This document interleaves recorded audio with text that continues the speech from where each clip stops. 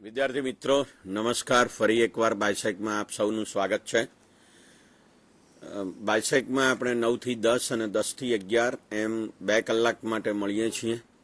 એમાં FY SY ટીવાય BA અને FY SY ટીવાય BCom આ બંને અભ્યાસક્રમોમાં જે કંઈ મુદ્દાઓ આવરી લેવામાં આવે છે એ બધા મુદ્દાઓનો સમાવેશ બાયસેકના આ કાર્યક્રમમાં કરવાની કોશિશ કરી રહ્યા છીએ. એટલે એફઆઈએસવાય ટીવાય બીએના વિદ્યાર્થીઓ અને એફઆઈએસવાય ટીવાય બીકોમના વિદ્યાર્થીઓ બધા સાથે બેસે તો પણ આ કાર્યક્રમને વધારે સારી રીતે સમજી શકશે. કારણ કે કેટલાક મુદ્દાઓ એવા છે કે જે સળંગ 2 કલાક ચાલે એ પ્રકારના મુદ્દાઓ છે. એટલે એ દ્રષ્ટિએ બધા જ મિત્રો સાથે બેસશે તો આ કાર્યક્રમને વધારે સારી રીતે માણી શકશે. આજે આપણે ઇનડિફરન્સ કર્વ એનાલિસિસ અને આઇસોકોન્ટ એટલે સમ ઉત્પાદન રેખા, તટસ્થ રેખા અથવા સમ તૃપ્તિ રેખા અને સમ ઉત્પાદન રેખા આઇસોકોન્ટ કર્વ એને વિશે આપણે વાત કરીશું. આ બંને રેખાઓનું જે વિશ્લેષણ છે એ વિશ્લેષણ કેવી રીતે એકબીજા સાથે મળતું આવતું છે અને ગ્રાહક કેવી રીતે સમતુલામાં આવે છે અને પેઢી કેવી રીતે સમતુલામાં આવે છે તેની આપણે ચર્ચા કરવાની છે. વિદ્યાર્થી મિત્રો, આપ સૌ જાણો છો કે જે તુષ્ટિગુણ વિશ્લેષણ આપવામાં આવ્યું હતું માર્શલ દ્વારા, એ વિશ્લેષણ કેવી રીતે ગ્રાહકના વર્તનને વધારે સારી રીતે સમજાવી શકતું નથી અને એની શું મર્યાદાઓ છે એ મર્યાદાઓને ધ્યાનમાં લઈને તટસ્થ રેખા વિશ્લેષણ આપવામાં આવ્યું છે. તો સૌ પ્રથમ આપણે તુષ્ટિગુણ વિશ્લેષણની જે મર્યાદાઓ છે તેના વિશે ચર્ચા કરીએ. ક્રિટિસિઝમ ઓફ યુટિલિટી એનાલિસિસ, તુષ્ટિગુણ વિશ્લેષણની ટીકાઓ.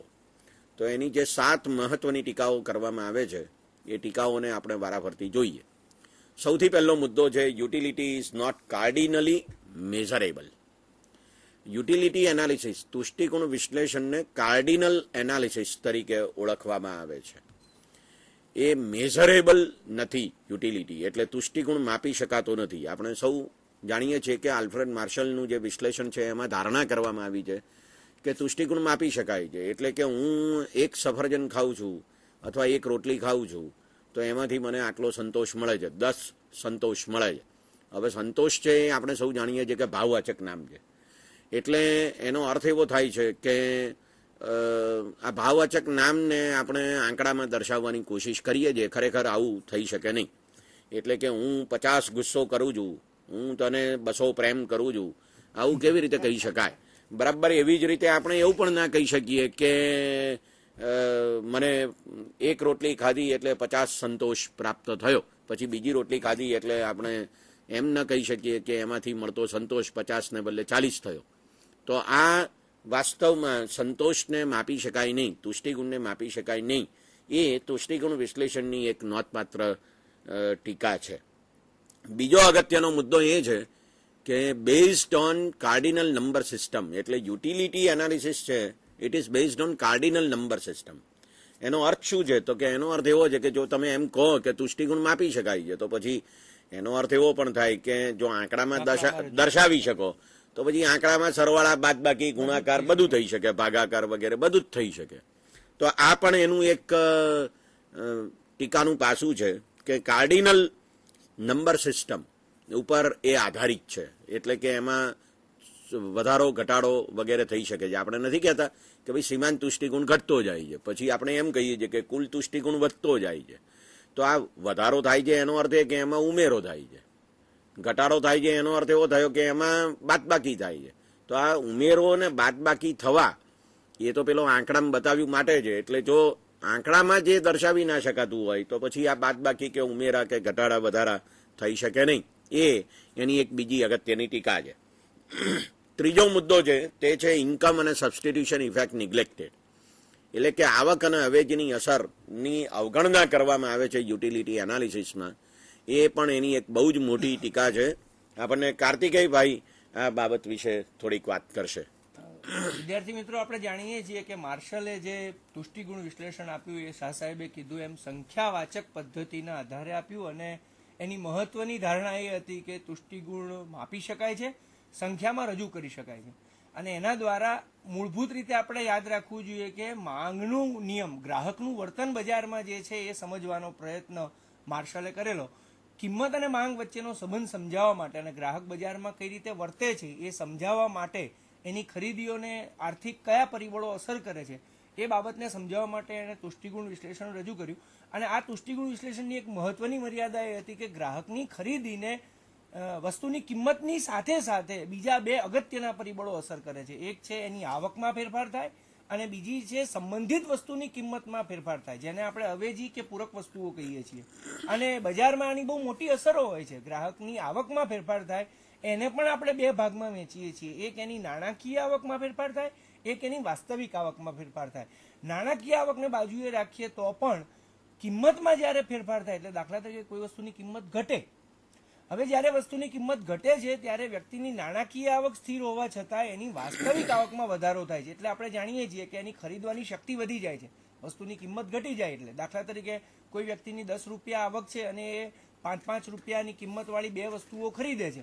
હવે એ 5 રૂપિયાની કિંમતવાળી વસ્તુની કિંમત ઘટીને 2 રૂપિયા કે 2.5 રૂપિયા થઈ જાય તો એનો મતલબ હવે 10 રૂપિયામાંથી એ પહેલા કરતાં વધુ એકમો ખરીદી શકે છે.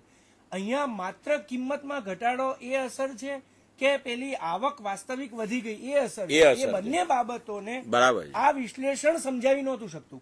એટલે અહીંયા કેટલાક અર્થશાસ્ત્રીઓ એ પ્રશ્ન કર્યો કે અહીંયા તો ભાઈ તમે કિંમત અને માંગ વચ્ચેનો સંબંધ સમજાવવા જાઓ છો, પણ બેઝિકલી તો આ વાસ્તવિક આવકમાં થયેલો ફેરફાર છે એના લીધે પણ વ્યક્તિની ખરીદીમાં ફેરફાર થાય છે, તો કેવી રીતે સમજાવવું? અને જ્યારે આવી આવક વધે ત્યારે વ્યક્તિ બીજી વસ્તુ ખરીદવા તરફ પણ જાય અને એનાથી ઉલટું કોઈ વસ્તુની ખરીદીમાં એટલા માટે ફેરફાર થાય કારણ કે એની પૂરક અથવા અવેજી એવી વસ્તુની કિંમતમાં ફેરફાર થવાથી એણે આ વસ્તુની માંગમાં ફેરફાર કર્યો હોય, તો એવા વખતે તુષ્ટિગુણ વિશ્લેષણ છે એ અસર સમજાવી શકતું નહોતું. દાખલા તરીકે અત્યારનું ઉદાહરણ છે કે પેટ્રોલ છે એ પૂરક વસ્તુ છે, સ્કૂટર છે મૂળ જરૂરિયાત છે, તો પેટ્રોલની કિંમતમાં ફેરફાર થવાથી વ્યક્તિના સ્કૂટરના વપરાશમાં ફેરફાર થાય તો એ બાબત માર્શલમાં સમજાવી શકાતી નહોતી કારણ કે આખું વિશ્લેષણ એક જ વસ્તુના આધારે આપવામાં આવ્યું છે.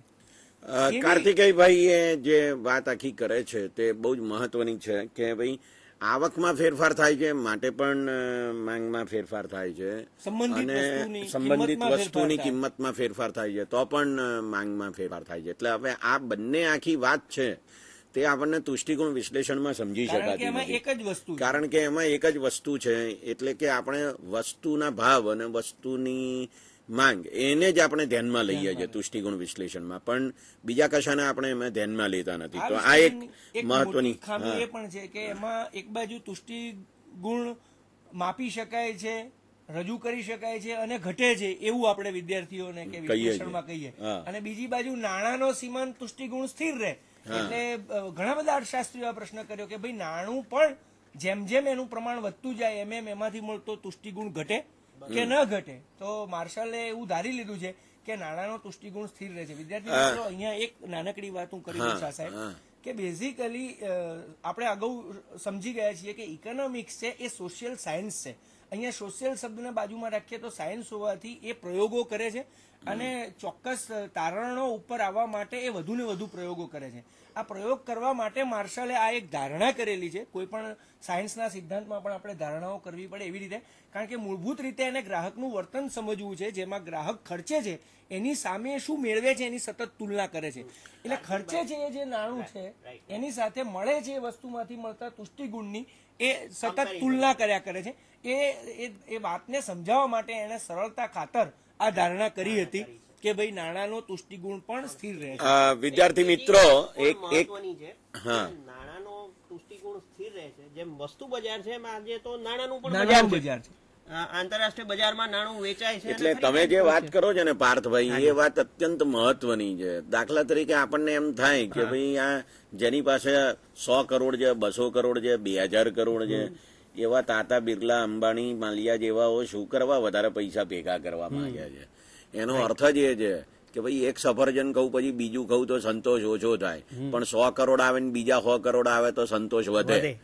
એટલે નાણાંનો સીમાંત તુષ્ટિગુણ સ્થિર જે એવું માની લીધું ને માર્શલે, એનો અર્થ જ એવો થાય છે કે બીજા 100 કરોડ આવે છે તો પણ નાણાંનો સીમાંત તુષ્ટિકોણ એટલે એનો સીમાંત તુષ્ટિકોણ બદલાતો નથી, એ સ્થિર થઈ જાય છે. જો સ્થિર થાય તો એની વસ્તુની ખરીદી ઉપર શું અસર થાય એના સંદર્ભમાં એને એ ધારી લીધું છે કે નાણાંનો સીમાંત તુષ્ટિકોણ સ્થિર છે. હવે આ વાત એ મૂળભૂત રીતે ખોટી છે, કારણ કે નાણાંનો સીમાંત દૃષ્ટિકોણ સ્થિર નથી. જો એવું સ્થિર જ હોત તો પછી આ બધા પૈસા આટલા બધા ભેગા ના એટલે એનું એક સરસ ઉદાહરણ છે હા. કે બે વ્યક્તિ છે, એમાં દાખલા કે એક ગરીબ વ્યક્તિ છે અને એનો 1 રૂપિયો પડી જાય છે તો એ કેટલો દુખી થાય છે. બરાબર આપણે જે ઉદાહરણ આપ્યું ટાટા બિરલાના માનો કે 100 રૂપિયા પડી જાય તો એને કઈ અસર જ ના થતી થાય, કારણ કે એની કરોડોની મિલકતમાં 100 રૂપિયાનું મૂલ્ય બહુ ઓછું છે. બરોબર. પેલી વ્યક્તિની કુલ 10 જ રૂપિયાની મિલકત છે, એમાંથી રૂપિયો પડી જાય એટલે 10% એ ગુમાવે છે. બરાબર. એટલે સીમાંત મૂલ્ય બંનેના જુદા છે. બરાબર છે. એટલે આ વાત ખૂબ જ અગત્યની છે. વિદ્યાર્થી મિત્રો, આપણે યુટિલિટી એનાલિસિસનું ક્રિટિસિઝમ જોતા હતા અને એમાં જે ચોથો મુદ્દો હતો marginal utility of money is constant, એવી જે ધારણા કરવામાં આવી છે કે નાણાંનો સીમાંત તુષ્ટિકોણ સ્થિર છે, કોન્સ્ટન્ટ છે, તો એની વાત આપણે કરી. 5મો મુદ્દો છે ઈચ કોમોડિટી ઇઝ ઇન્ડિપેન્ડન્ટ, દરેક વસ્તુ સ્વતંત્ર છે એવું આમાં ધારી લેવામાં આવ્યું છે. એટલે જયારે આપણે સબસ્ટિટ્યુશન ઇફેક્ટ, અવેજીની અસરની જે ચર્ચા કરીએ છીએ એ અસર આમાં છે જ નહીં, કારણ કે આપણે એવું માની લીધું છે કે દરેક વસ્તુ એ સ્વતંત્ર વસ્તુ છે. હવે ચાનું પોતાનું કોઈ મૂલ્ય, ચાની ભૂકી ખવાતી નથી, બરાબર ને? એટલે ચા તો તમે દૂધમાં નાખો, પાણીમાં નાખો, પછી એમાં ખાંડ નાખો, એમાં મસાલો નાખો, એમાં ઇલાયચી નાખો, જે નાખવું હોય તે નાખો અને તો ચાનું મૂલ્ય છે, નહીં તો ચાનું મૂલ્ય કશું નથી. એમાંથી કોઈ તુષ્ટિકોણ મળતો નથી. હવે આ બધી વાતને કોઈ યુટિલિટી વિશ્લેષણ સમજાવતું નથી કે ભાઈ ખાંડના ભાવ વધે તો ચા લોકો પીવાનું ઓછું કરે, ચાના ભાવ નથી બદલાતા. ચાની માંગ ઉપર કેટલી બધી બાબતોની અસર, દૂધની અસર છે, ખાંડની અસર છે, મસાલાની અસર છે, કેરોસીનની અસર છે, ગેસની અસર, એલપીજી ની અસર છે. એટલે આ બધી બાબતોની અસર એ પેલી ચાના ભાવ ઉપર પડતી હોય અને એની અસર ચાની માંગ ઉપર પડતી હોય. હવે આ વાત આપણને યુટિલિટી એનાલિસિસમાં સમજાતી જ નથી, એ સમજાવાતી નથી, કારણ કે એમાં એક જ વસ્તુ છે અને એ વસ્તુ બીજી વસ્તુઓથી અસર પામતી નથી એવું એમાં કહી દેવામાં આવેલું છે. આ એક બહુ જ અગત્યનો મુદ્દો છે. વિદ્યાર્થી મિત્રો, કેટલીક બાબતો એવી છે, મુદ્દા નંબર 6 જે આમાં બતાવવામાં આવ્યું છે કે certain commodities demand can not be explained. દાખલા તરીકે કાર છે, ઘર છે, બાઇક છે. હવે મારી પાસે એક કાર આવી ગઈ અથવા મેં એક ઘર ખરીદી લીધું, પછી ઘરની કિંમત ઘટી ગઈ, માની લો કે હવે ઘરની ડિમાન્ડ વધે, આ સવાલ છે. કારની કિંમત ઘટી ગઈ તો કારની ડિમાન્ડ વધે મારી, બીજા કોકની વધે, એવું બને કે જેની પાસે કાર નથી એ બીજી કાર ખરીદે, બરાબર? પણ મારી પાસે એક કાર છે, મારી પાસે એક ઘર છે, મેં 15 લાખમાં એક ઘર ખરીદ્યું, હવે ઘરની નો ભાવ ઘટી ગયો, બરોબર?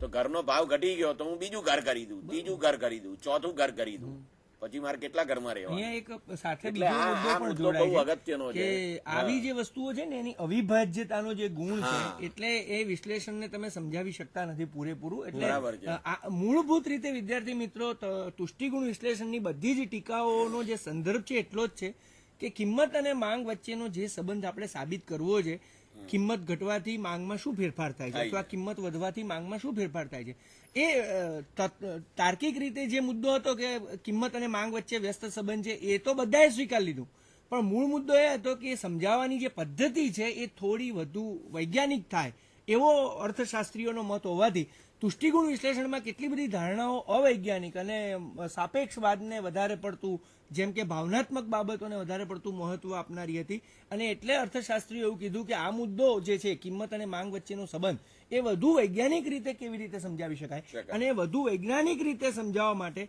તુષ્ટિગુણ વિશ્લેષણમાં જે મર્યાદાઓ હતી એ દૂર કર્યા પછી પણ શું માંગનો નિયમ સાચો પડે છે? એટલે એક વસ્તુને બદલે બે વસ્તુ લાવીએ, અવેજી અસર પણ તપાસીએ, આવક અસર પણ તપાસીએ, અને આ બધું જ એમ કે તુષ્ટિગુણ માપી શકાય છે એવું ધારી લઈએ, એ બંધ કરીએ અને સંખ્યાવાચકમાંથી આપણે ક્રમવાચક પદ્ધતિમાં જઈએ તો પણ શું આપણો મૂળ નિયમ છે કિંમત અને માંગ વચ્ચેનો સંબંધ એ આપણે સમજાવી શકીએ છીએ કે નહીં, એ બાબતને ધ્યાનમાં લઈને આ તટસ્થ વિશ્લેષણની રજૂઆત થઈ. છેલ્લો એક અગત્યનો મુદ્દો છે ટીકાનો, અને તે એ છે કે પ્રાઇસ એન્ડ ડિમાન્ડ ઇન્વર્સલી રિલેટેડ. એટલે એમાં જે સંબંધ છે ભાવ અને કિંમત વચ્ચેનો તે વ્યસ્ત સંબંધ છે એમ એમાંથી પ્રસ્થાપિત થયું છે, પણ આ સંબંધ હંમેશા સાચો રહે છે એવું નથી. એટલે ભાવ વધે તો પણ માંગ વધે એવું બની શકે જો ફુગાવો હોય તો, અને ભાવ ઘટે તો માંગ ઘટે એમ પણ બની શકે જો મંદી હોય તો. એટલે આ બાબત પણ તુષ્ટિકોણ વિશ્લેષણના સંદર્ભમાં, ટીકાના સંદર્ભમાં જોવામાં આવે છે. હવે આ બધી ટીકાઓને ધ્યાનમાં લઈને એક મહત્વનું વિશ્લેષણ આવે છે કે જે વિશ્લેષણમાં આ બધી ટીકાઓનો ઉપાય આપવાનો પ્રયત્ન કરવામાં આવેલો છે. એટલે એમાં એમ સમજાવવામાં આવે છે કે માની લો કે આપણે સંતોષને માપીએ નહીં, અને તેમ છતાં આપણે માંગને સમજાવી શકીએ કે નહીં, ગ્રાહકના વર્તનને સમજાવી શકીએ કે નહીં, ગ્રાહક બજારમાં કેવી રીતે સમતુલા પ્રાપ્ત કરશે એને આપણે સમજાવી શકીએ કે નહીં. આવો એક વિચાર ઉભો થયો, અને એમાંથી જે નવું વિશ્લેષણ આવ્યું છે તે તટસ્થ રેખાનું અથવા સમતૃપ્તિની રેખાનું વિશ્લેષણ આવ્યું છે, ઇનડિફરન્સ કર્વ એનાલિસિસ. અને આ એનાલિસિસ એ ઘણા લાંબા સમય સુધી મહત્વનું બની રહ્યું, અને એ આપનારા ઘણા બધા અર્થશાસ્ત્રીઓ છે. એજવર્થે 1881માં એની શરૂઆત કરી, એન્ટેનોલીએ 1886માં એનું થોડુંક વિશ્લેષણ કર્યું, ઇરવિંગ ફિશરે 1892માં એનું થોડુંક વિશ્લેષણ કર્યું, વિલ્ફ્રેડ પેરેટો કે જે બહુ જ જાણીતો કલ્યાણલક્ષી અર્થશાસ્ત્રી છે, એણે 1906માં એની થોડીક રજૂઆત કરી. આ એક રશિયન અર્થશાસ્ત્રી છે યુજીન સ્લટ્સ્કી, એણે 1915માં થોડીક રજૂઆત આના વિશે કરી. અને સૌથી મહત્વની રજૂઆત તે ઇકોનોમિકા નામનું જે મેગેઝિન આવતું હતું, એમાં 1934માં જે.આર. હિક્સ અને આર.જી.ડી. એલને ઇન્ડિફરન્સ કર્વનું એનાલિસિસ કર્યું અને એને એક નવો જ ઘાટ આપ્યો. અને પછી જે.આર. હિક્સે 1939માં વેલ્યુ એન્ડ કેપિટલ નામનું પુસ્તક લખ્યું, અને એ પુસ્તકમાં આનું અત્યંત વિશદ એવું વિશ્લેષણ કર્યું કે તટસ્થ રેખાને આધારે આપણે કેવી રીતે એક ગ્રાહક સમતુલામાં આવે છે એને આપણે સમજાવી શકીએ.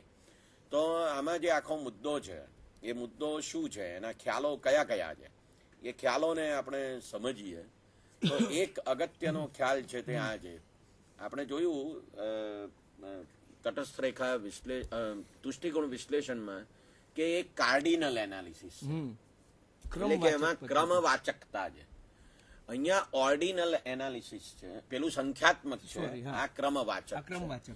તો કાર્ડિનલ નો અર્થ એ થાય છે કે સંખ્યાત્મક વિશ્લેષણ, જેમાં સંખ્યા છે, તુષ્ટિગુણ માપવામાં આવે છે, તુષ્ટિગુણ આટલો મળ્યો, 10 મળ્યો, 5 મળ્યો એમ કહેવામાં આવે છે, પછી એનો સરવાળો બાદબાકી કરવામાં આવે છે. અહીંયા જે વિશ્લેષણ છે તે ઓર્ડિનલ વિશ્લેષણ છે, એટલે કે ક્રમવાચક છે. That means there is an ordered preference of the consumer. એક ક્રમ, પસંદગીના ક્રમ છે. એટલે every consumer has a scale of preference. દરેક ગ્રાહક એ પસંદગીનું એક માપ ધરાવે છે કે ભાઈ આ વસ્તુની પસંદગી છે ને આ વસ્તુની પસંદગી નથી.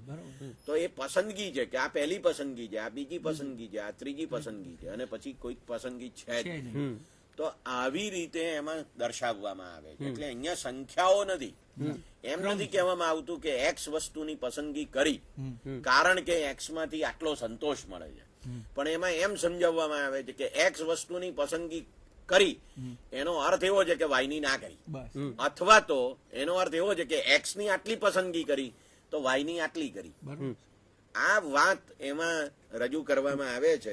એટલે હિક્સે આ જે એનાલિસિસ આપ્યું છે એ એનાલિસિસને આપણે જરા સમજીએ.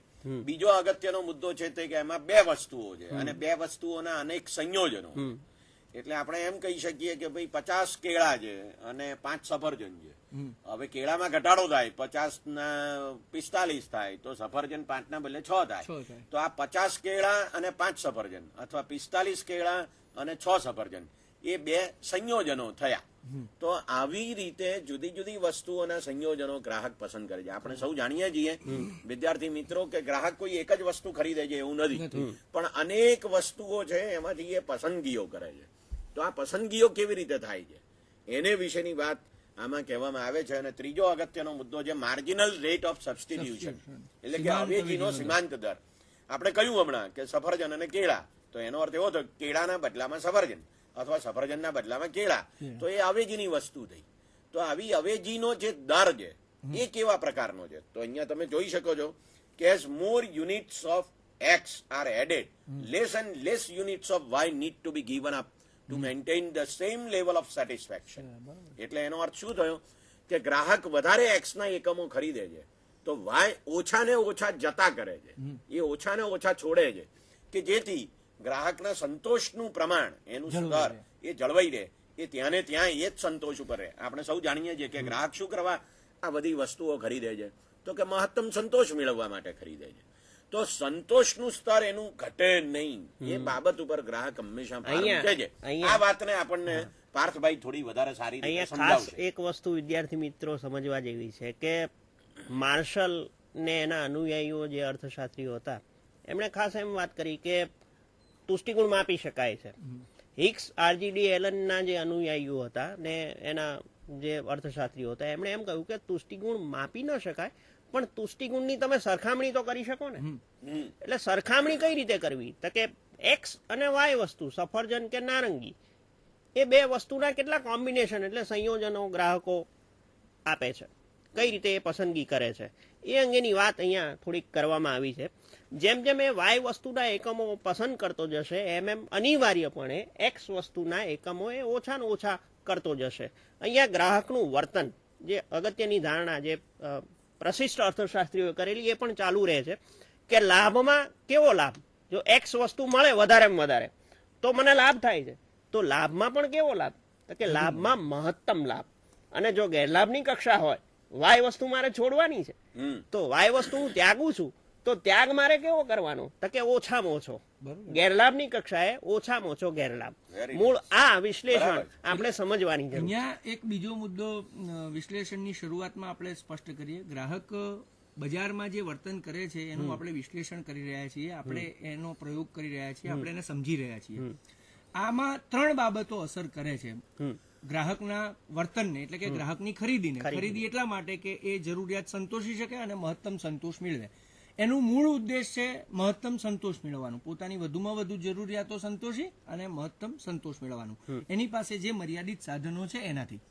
હવે એ જે ખરીદી કરે છે બજારમાં એને 3 બાબતો અસર કરે છે.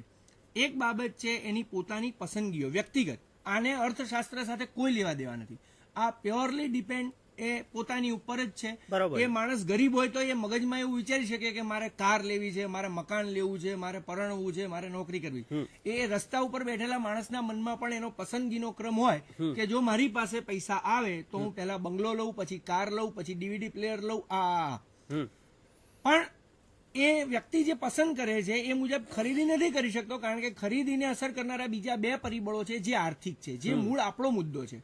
પહેલો મુદ્દો જે પસંદગીનો, જે પ્યોરલી વ્યક્તિગત છે અને એ સાપેક્ષ છે. સમાજ, ધર્મ, વ્યક્તિ, ઉંમર આ બધા મુજબ એ પસંદગીઓ નક્કી થાય છે. બીજો મુદ્દો જે છે એ આવકનો છે અને ત્રીજો મુદ્દો છે બજારમાં વસ્તુની કિંમત. એટલે વ્યક્તિની બજારમાં જે ખરીદી છે એને 3 બાબતો અસર કરે છે. એક એની પસંદગીઓ, બીજી એની આવક અને ત્રીજી એની કિંમત. અને એ સિવાય પણ આવક અને કિંમત જે છે ચોથી બાબત છે કે વસ્તુ બજારમાં વસ્તુ પ્રાપ્ય હોવી જોઈએ. જો અનઅવેલેબલ હશે કે પ્રાપ્ત જ નહીં હોય તો એ પસંદગીનો કોઈ અવકાશ જ નહીં રહે. એટલે આપણું જે વિશ્લેષણ છે એમાં 3 મુદ્દા છે. એમાંથી જે 2 મુદ્દા છે એ આપણે આની પછી ચર્ચીશું, કારણ કે આવક અને કિંમતના સંદર્ભે કિંમત રેખા નક્કી થાય છે. શાહ સાહેબે જે વાત કરી છે પહેલો મુદ્દો છે વ્યક્તિની પસંદગીનો ક્રમ. એટલે માર્શલમાંથી જયારે આપણે હિક્સમાં આવીએ છીએ ત્યારે સૌથી પહેલું આપણી સામે આવે છે પસંદગીના ધોરણો. એ પસંદગીના ધોરણો નક્કી છે અને એ વ્યક્તિગત છે અને એ ધોરણો ટૂંકા ગાળામાં સ્થિર રહે છે અને લાંબે ગાળે બદલાય છે. વિદ્યાર્થી મિત્રો, આ બાબતને અત્યારે બહુ જ ધ્યાનથી સમજવાની એટલા માટે જરૂર છે કારણ કે તટસ્થ રેખા વિશ્લેષણમાં જે તટસ્થ રેખા છે એ પસંદગીના ધોરણો બતાવે છે. એને આવક સાથે કે કિંમત સાથે લેવા દેવા નથી. એ વ્યક્તિની પસંદગીઓ છે અને વ્યક્તિની પસંદગીઓ ફિક્સ છે. વ્યક્તિને ખબર છે કે આનો પહેલો ક્રમ છે, આનો બીજો ક્રમ છે. દાખલા તરીકે કલર.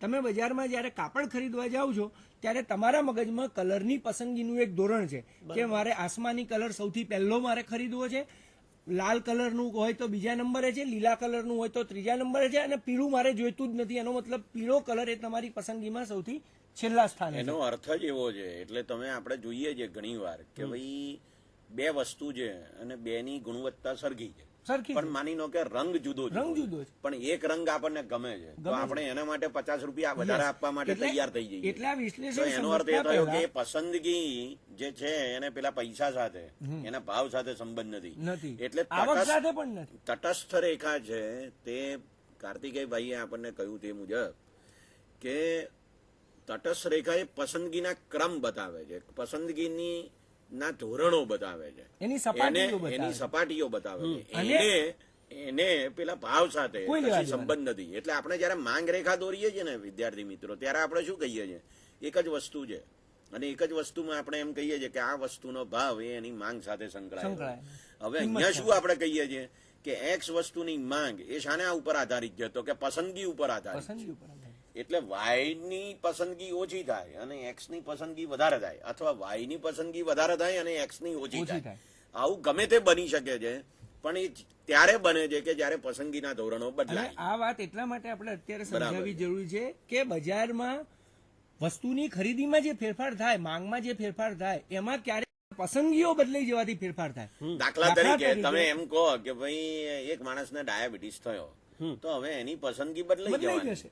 એટલે એ માણસ પેલો જલેબી નહીં ખાય. એ કરતા આગળ હા. આપણે જયારે નાના હોઈએ ત્યારે આપણે વિદ્યાર્થી મિત્રોને ગમે એવું ઉદાહરણ આપીએ હા. કે ભાઈ તમે નાના હો ત્યારે તમને ચમત્કારિક ફિલ્મો, પછી પેલી કાર્ટૂન ફિલ્મો એ એવું ગમતું બધું બહુ હોય. ગમે. પસંદગીનો એ પહેલો ક્રમ હોય હા, ટીવીમાં. બરાબર. પણ તમે જયારે 12માં આવો પછી એ જ કાર્ટૂન તમે નથી જોતા કે હવે કાર્ટૂન કોણ જુએ.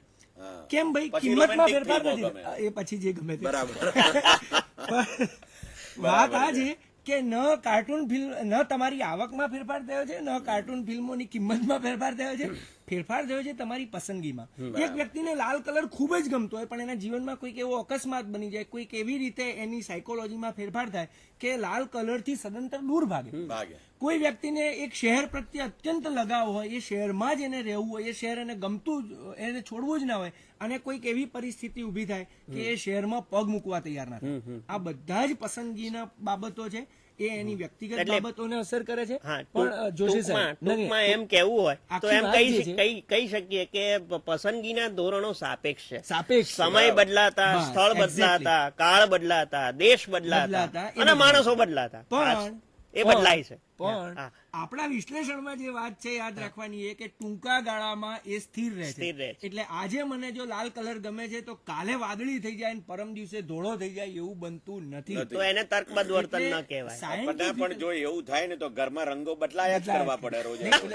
બરાબર. સાયન્ટિફિકલી આપણે મૂળ વાત જે કરવી છે આ, Right. કે ટૂંકા ગાળામાં આપણું જો કેમ આપણે સાયન્ટિફિક વિશ્લેષણ હું કીધા કરું છું એનું કારણ આ છે કે આપણે કિંમતમાં થયેલા ફેરફારની માંગ ઉપર અસર કરવી છે, ત્યારે પસંદગીના જે બાબતો છે એ સ્થિર જેવું ધારી લેવાનું છે. મૂળ બરાબર. મુદ્દો જે છે આ છે કે ભાઈ વ્યક્તિની પસંદગીમાં ફેરફાર નહીં થાય ત્યારે કિંમતમાં ફેરફાર થવાથી માંગમાં શું ફેરફાર થશે થશે. એ સમજવાનું છે. બરાબર. બરોબર. વિદ્યાર્થી મિત્રો, તો આપણે તટસ્થ રેખા વિશ્લેષણના સંદર્ભમાં જે બધા ખ્યાલો છે એ ખ્યાલો, પસંદગીના ધોરણો, એને વિશેની વાત બહુ વિગતે કરી. આપણે મૂળ મુદ્દો એ છે કે અહીંયા સંતોષને માપવામાં આવતો નથી. પસંદગીના ધોરણો અગત્યના છે. પોતાની પસંદગી અનુસાર ગ્રાહક વસ્તુની ખરીદી કરે છે અને એ ખરીદી કરવામાં એ બાબત તો એના ધ્યાનમાં છે જ કે મહત્તમ સંતોષ એને પ્રાપ્ત થવો જોઈએ. એટલે કોઈ એક વસ્તુ એ ખરીદે છે તો એમાં એને વધારે સંતોષ મળે છે, બીજી વસ્તુ નથી ખરીદતો તો એમાં સંતોષ નથી મળતો અથવા ઓછો મળે છે. એટલે અહીંયા આવી વાત છે કે એકમાંથી મળતો સંતોષ બીજામાંથી મળતા કરતા કાં વધારે છે કાં ઓછો છે, કેટલો છે એ નથી એવું કહેવામાં આવતું નથી.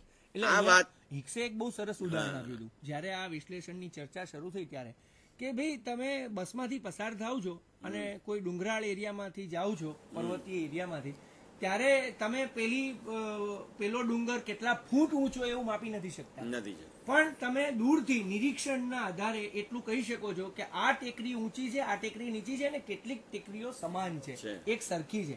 એટલે સંતોષમાં પણ વધુ સંતોષ છે, ઓછો સંતોષ છે અને સરખો સંતોષ છે એટલું કહી શકાય.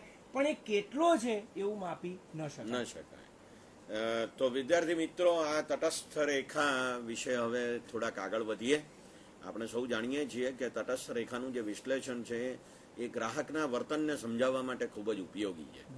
તો એ કેવી રીતે ગ્રાહકના વર્તનને સમજાવે છે એને વિશેની આપણે વાત કરીએ. સૌ પ્રથમ તો તટસ્થ રેખા શું છે એ આપણે જોઈએ, અને એ અહીં તમને બોર્ડ ઉપર જોવા મળે છે. આઈસી રેખા એ તટસ્થ રેખા છે. ઓ એક્સ ધરી પર વિદ્યાર્થી મિત્રો જલેબી છે, અને ઓ વાય ધરી ઉપર ફાફડા છે. આ બે વસ્તુઓથી તમે બહુ જ પરિચિત છો, અને તમને બધાને ફાફડા જલેબી ભાવતા જ હશે, એમાં કોઈ શંકાને સ્થાન નથી. પણ સવાલ એ છે કે ફાફડા અને જલેબી વચ્ચે પસંદગીઓ થાય છે. કેટલાક મિત્રો ફાફડા વધારે ખાય છે, કેટલાક જલેબી વધારે ખાય છે, કેટલાક ઓછી જલેબી ખાય છે અને વધારે ફાફડા ખાય છે, અથવા એનાથી ઊંધું કેટલાક ઓછા ફાફડા ખાય છે અને વધારે જલેબી ખાય છે. બંને અવેલેબલ છે, ટેબલ ઉપર પડ્યા છે, પણ દરેકની પસંદગી જુદી જુદી છે. તો કોઈ એક ગ્રાહક કેવી રીતે ફાફડા અને જલેબી વચ્ચે પસંદગી કરશે? એ કેટલા ફાફડા ખાશે અને કેટલી જલેબી ખાશે, આ એક સંયોજન આવશે. એક વ્યાખ્યા વિદ્યાર્થી મિત્રો બરાબર જો ભણતા હોય તો એમને કહી દઈએ. તટસ્થ રેખાની જે વ્યાખ્યા છે વિદ્યાર્થી મિત્રો, એ છે કે બે વસ્તુના જુદા જુદા એવા સંયોજનો જે ગ્રાહકને સરખો સંતોષ આપે છે એ દર્શાવતી જો તમે અનુસૂચિ બનાવો તો એને તટસ્થતાની અનુસૂચિ કહે છે, અને એ અનુસૂચિને જો તમે આકૃતિમાં વ્યક્ત કરો તો એને તટસ્થ રેખા કહે છે. એટલે વ્યાખ્યા આવી છે કે બે વસ્તુના જુદા જુદા સંયોજનો જે ગ્રાહકને સરખો સંતોષ આપે છે તે દર્શાવતી રેખા એટલે તટસ્થ રેખા.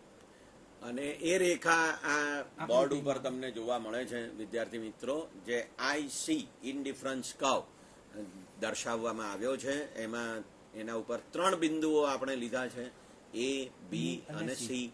એ બિંદુ ઉપર કેટલા વાય છે? ઓ વાય 1 જેટલા ફાફડા વપરાય છે, અને ઓ એક્સ ધરી ઉપર એ વખતે કેટલી જલેબી થાય? તો કે ઓ એક્સ 1 જલેબી થાય. એટલે એક સંયોજન થયું, ઓ વાય 1 ફાફડા વત્તા ઓ એક્સ 1 જલેબી.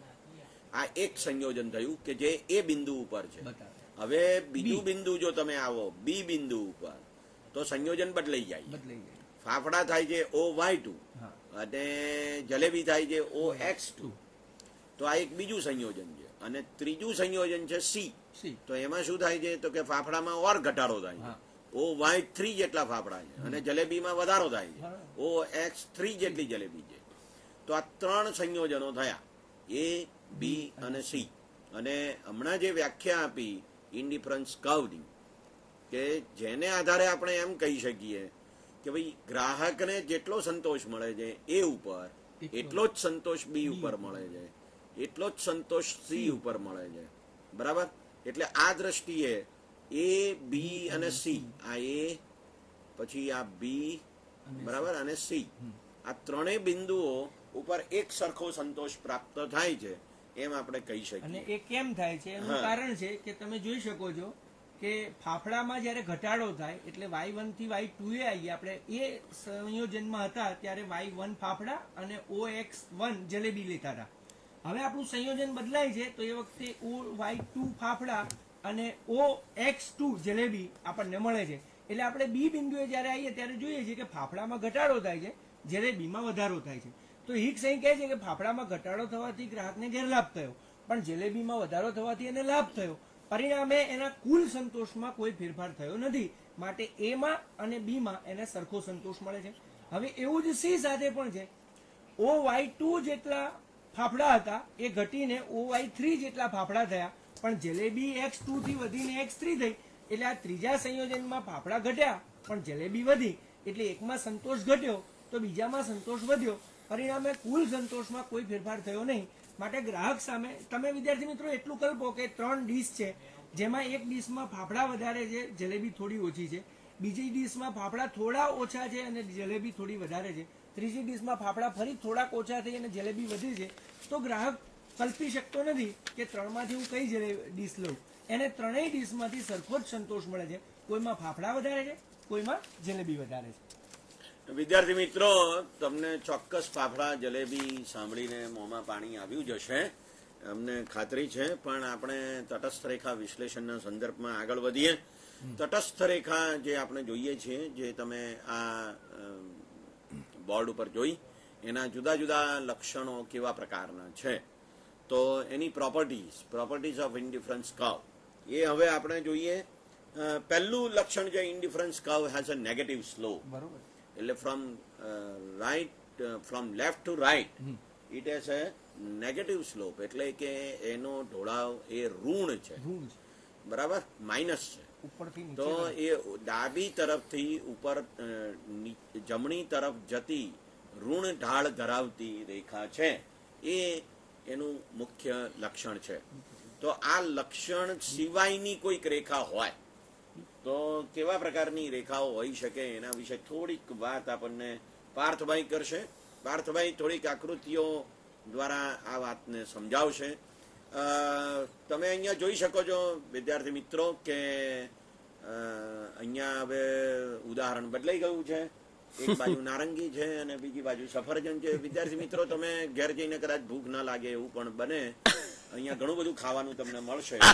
ઓ એક્સ ધરી ઉપર સફરજન છે, ઓ વાય ધરી ઉપર નારંગી છે, અને આઈ સી રેખા એ તટસ્થ રેખા છે. જો આવું હોય તો શું થાય? તો તમે જો એ બિંદુ જુઓ, બરાબર, તો એ બિંદુ ઉપર નારંગી કેટલી? તો કે y1 જેટલી નારંગી થાય, અથવા AX1 જેટલી નારંગી થાય, બરાબર. હવે અને સફરજન કેટલા થાય? તો કે OX1 જેટલા સફરજન થાય. પણ જો તમે બી ઉપર આવો તો શું થશે? તો કે બી ઉપર તમને OY1 જેટલા જ નારંગીના એકમો મળશે, પણ સફરજનના એકમો વધે છે. X1 X2 જેટલા વધે છે અને OX2 જેટલા સફરજનના એકમો થાય. એટલે હવે તમે જુઓ વિદ્યાર્થી મિત્રો કે ગ્રાહક A થી બી ઉપર આવે તો નારંગી એટલી ને એટલી, પણ સફરજન વધે. જો સફરજન વધે તો શું કરવા વધે? વધારે સંતોષ મળતો હોય તો જ વધે, નહીં તો વધે નહીં. એટલે એનો અર્થ એવો થયો કે એના પ્રેફરન્સ A થી બી ઉપર આવે છે. ફરી એકવાર આપણે એ આકૃતિ જોઈએ વિદ્યાર્થી મિત્રો, તો એનો અર્થ એવો થયો કે એ ઉપર જેટલો સંતોષ મળે છે એના કરતા બી ઉપર વધારે મળે છે. અને આપણે એની રેખાની, તટસ્થ રેખાની જે મૂળભૂત વાત જોઈ તે એ છે કે એ અને બી ઉપર ખરેખર સરખો સંતોષ હોવો જોઈએ. હવે તમે જોયું હતું પેલી જૂની આકૃતિમાં જે બોર્ડ ઉપર દોરેલી હતી તેમાં કે A is equal to B is equal to C. ત્રણેય જે બિંદુઓ છે તે ત્રણેય બિંદુઓ સરખો સંતોષ આપે છે, માટે આપણે A is equal to B is equal to C એવું આપણે કહી શકીએ એમ છીએ. પણ અહીંયા શું થાય છે વિદ્યાર્થી મિત્રો? તો અહીંયા એવું થાય છે કે A is less than B, અથવા તો B is greater than A, કારણ કે બી ઉપર વધારે સંતોષ મળે છે. અને માટે અહીંયા જે ક્ષિતિજ સમાંતર OXY ને સમાંતર એટલે હોરિઝોન્ટલ રેખા દોરવામાં આવી જાય IC, એવી તટસ્થ રેખા હોઈ શકે નહીં. વિદ્યાર્થી મિત્રો, આપણે એનું એક બીજું લક્ષણ જોઈએ, અને આકૃતિ તમારી સમક્ષ હાજર છે. આ આકૃતિ તમે જોઈ શકો છો, તેમાં IC રેખા એ લંબ રેખા છે. સહેજ ઊંચી તરફ લઈ જાઓ રેખાને. હા, બરાબર છે. તો નારંગી અને સફરજન તો દેખાવા જ જોઈએ. એટલે IC રેખા એ રેખા તમે જોઈ શકો છો કે OY ધરીને સમાંતર છે. તો અહીંયા તમે જોઈ શકો છો કે જે OX ધરી ઉપર આપણે સફરજન માપીએ છીએ, તો એ બિંદુએ સફરજન કેટલા? તો કે AY1 જેટલા સફરજન છે. બી ઉપર BY2 જેટલા સફરજન છે.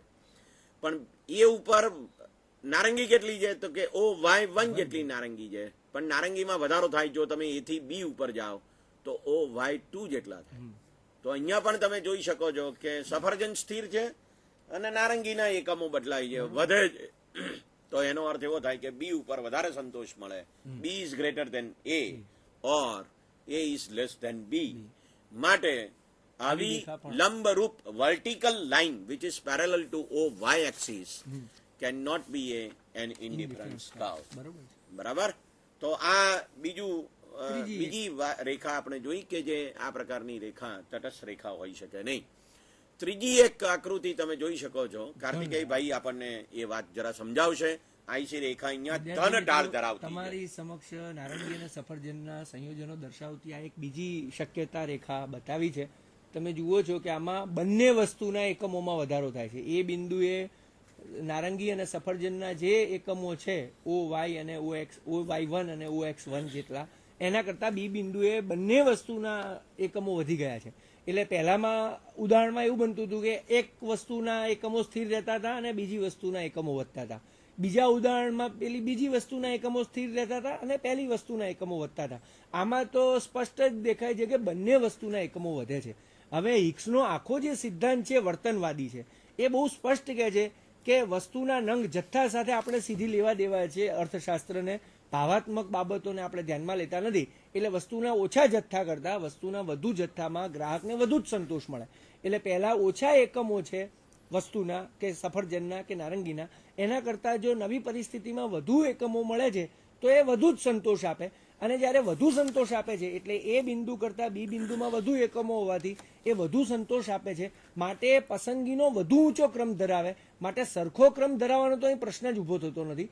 માટે જો રેખા ઢંઢાળવાળી હોય, બે વસ્તુના સંયોજનો દર્શાવતી રેખા આડી ધરીને સમાંતર હોય, ઊભી ધરીને સમાંતર હોય કે આવી હમણાં બતાવી એવી ઢંઢાળવાળી હોય તો એ રેખા તો હોય અને બે વસ્તુના સંયોજનો પણ બતાવે છે, પણ એ સમતૃપ્તિ વક્ર નથી, ઇનડિફરન્સ કર નથી. અહીંયા ડિફરન્સ સ્પષ્ટ જ છે કે એ કરતા બી વધુ પસંદગીને પાત્ર છે, કારણ કે એમાં બંને વસ્તુના એકમો વધારે છે. એટલે પહેલું લક્ષણ આના ઉપરથી જુઓ, સાયન્ટિફિક ફરી વાત કહું છું, આપણે 4 શક્યતા જોઈએ છીએ. ઉપરથી નીચે તરફ જતી ઋણ ઢાળવાળી રેખા, આડી ધરીને સમાંતર રેખા, ઊભી ધરીને સમાંતર રેખા અને ઢંઢાળવાળી રેખા. તો પેલા ત્રણેય વિકલ્પો આપણને એમ બતાવે છે કે આમાં જે સંયોજનો છે એ ગ્રાહકનો સંતોષ જુદો જુદો બતાવે છે, સરખો બતાવતા નથી. માટે સરખો સંતોષ ધરાવતી રેખા કેવી હોય તો કે ઋણ ઢાળવાળી રેખા, ડાબી તરફથી જમણી તરફ રેખા હોય. એ રેખામાં એક વસ્તુના એકમોમાં વધારો થાય ત્યારે બીજી વસ્તુના એકમોમાં ઘટાડો જ થાય. એક વસ્તુના એકમો સ્થિર રહીને બીજી વસ્તુના એકમો વધતા હોય તો સંતોષ સરખો રહે જ નહીં. પરિણામે આપણે એવું સાબિત કરીએ છીએ કે તટસ્થ રેખા રૂંઢાળવાળી હોય છે, નેગેટિવ હોય છે, એટલે કે ઉપરથી નીચે તરફ જતી હોય છે અને એમાં એક વસ્તુના એકમો વધે તો બીજીના ઘટે જ છે. વિદ્યાર્થી મિત્રો, તો આપણે પહેલું લક્ષણ જોયું તટસ્થ રેખાનું કે એનો નેગેટિવ સ્લોપ છે, એટલે કે એ નકારાત્મક ઢાળ ધરાવે છે, ઋણ ઢાળ ધરાવે છે. બીજું લક્ષણ છે એનું they are convex to the origin, એટલે શૂન્યથી જોતા એ બહિર્ગોળ હોય છે. તો જો બહિર્ગોળ ના હોય અને અંતર્ગોળ હોય તો શું થાય? તો આપણે એને વિશેની આકૃતિ જોઈએ વિદ્યાર્થી મિત્રો. આ IC એ અંતર્ગોળ રેખા છે મૂળથી જોતા. મૂળ એટલે 0, O થી જોતા, બરોબર, એ અંતર્ગોળ છે. તો અંતર્ગોળ રેખામાં શું થાય છે એને વિશેની વાત આપણને કાર્તિકેયભાઈ સમજાવશે. આપણે અત્યારે ફરી એકવાર નારંગી અને સફરજનનું ઉદાહરણ લઈ રહ્યા છીએ અને ABCDE એમ 5 બિંદુઓ છે. હવે આપણે શું જોયું વિદ્યાર્થી મિત્રો કે આપણે એમ જોયું કે તટસ્થ રેખા ઉપરના બધા જ બિંદુઓ સરખો સંતોષ આપે છે. હવે જો ABCDE ઉપર ખરેખર સરખો સંતોષ મળે છે કે કેમ એ વાત આપણને કાર્તિકેયભાઈ સમજાવશે. વિદ્યાર્થી મિત્રો, આ તમારી સમક્ષ જે આકૃતિ છે એ અંતર્ગોળપણું બતાવે છે, બે જુદા જુદા વસ્તુઓના જુદા જુદા સંયોજનો દર્શાવતી રેખાનું. અને અહીંયા એક બહુ મહત્વનું લક્ષણ જે તટસ્થ રેખાનું છે અથવા જે બહુ મહત્વનો સિદ્ધાંત છે એની જ ઉપેક્ષા થઈ છે. એ સિદ્ધાંત પહેલા આપણે યાદ કરી લઈએ, સમજી લઈએ કે મૂળ આ આખા જ વિશ્લેષણના પાયામાં ઘટતા સીમાંત અવેજીના દરનો નિયમ છે. એટલે કે બે વસ્તુના સંયોજનો હોય ત્યારે એક વસ્તુ જતી કરવી પડે છે, બીજી વસ્તુ તમે મેળવો છો, તો એક વસ્તુના વધારાના એકમને મેળવવા માટે જતા કરવા પડતા એકમો ઓછાને ઓછા આપવા વ્યક્તિ તૈયાર થાય છે.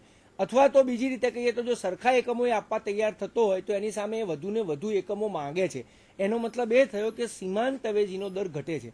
આપણે પહેલો મુદ્દો ફરી યાદ કરીએ, હું ફરી એ બોલી જાઉં છું. સીમાંત અવેજીનો દર એટલે વસ્તુનું વધારાનું એક એકમ મેળવવા માટે જતા કરવી પડતી વસ્તુના એકમો ક્રમશઃ ઘટવા જોઈએ. એટલે ઉદાહરણ લઈએ, દાખલા તરીકે એક વ્યક્તિ પાસે નારંગી છે 15 અને એની પાસે સફરજન એક પણ નથી. હવે એને સફરજન પણ જોઈએ છે કારણ કે બંને ફ્રૂટ છે પણ બંને જુદા છે, બંનેનો સ્વાદ, કલર, પસંદગી જુદું છે.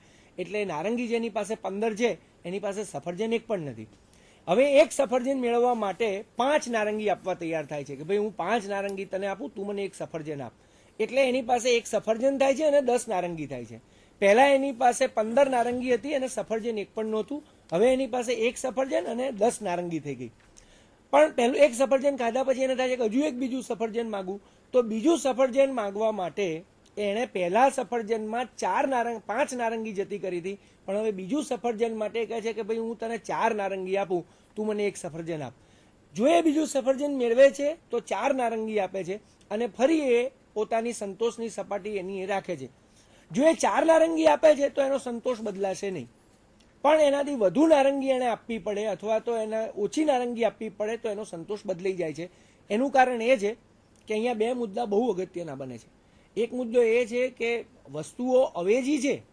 સફરજનના બદલે નારંગી કહી શકાય, નારંગીના બદલે સફરજન કહી શકાય, પણ એ સંપૂર્ણ અવેજી નથી. એટલે સફરજન એ થોડું જુદું છે, નારંગી એ થોડી જુદી છે અને માણસના મનમાં એ બંને વચ્ચે ભેદ છે અને પરિણામે એ સંપૂર્ણ અવેજી નથી, અપૂર્ણ અવેજી છે. અને સફરજનનું પણ અલગ મહત્વ છે, નારંગીનું પણ અલગ મહત્વ છે. અને જ્યારે વ્યક્તિ સફરજન મેળવે છે ત્યારે પહેલા એની પાસે સફરજન નહોતું એટલે એના માટેની એની તીવ્રતા વધારે હતી.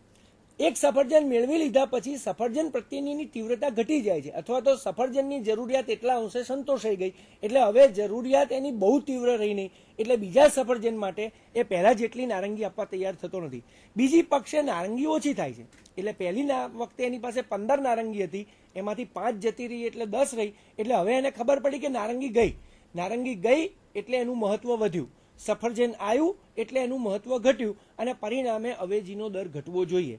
અવેજીનો દર ઘટે તો રેખા બહિર્ગોળ હોય. અહીંયા જે રેખા બતાવવામાં આવી છે તે અવેજીનો દર વધે છે.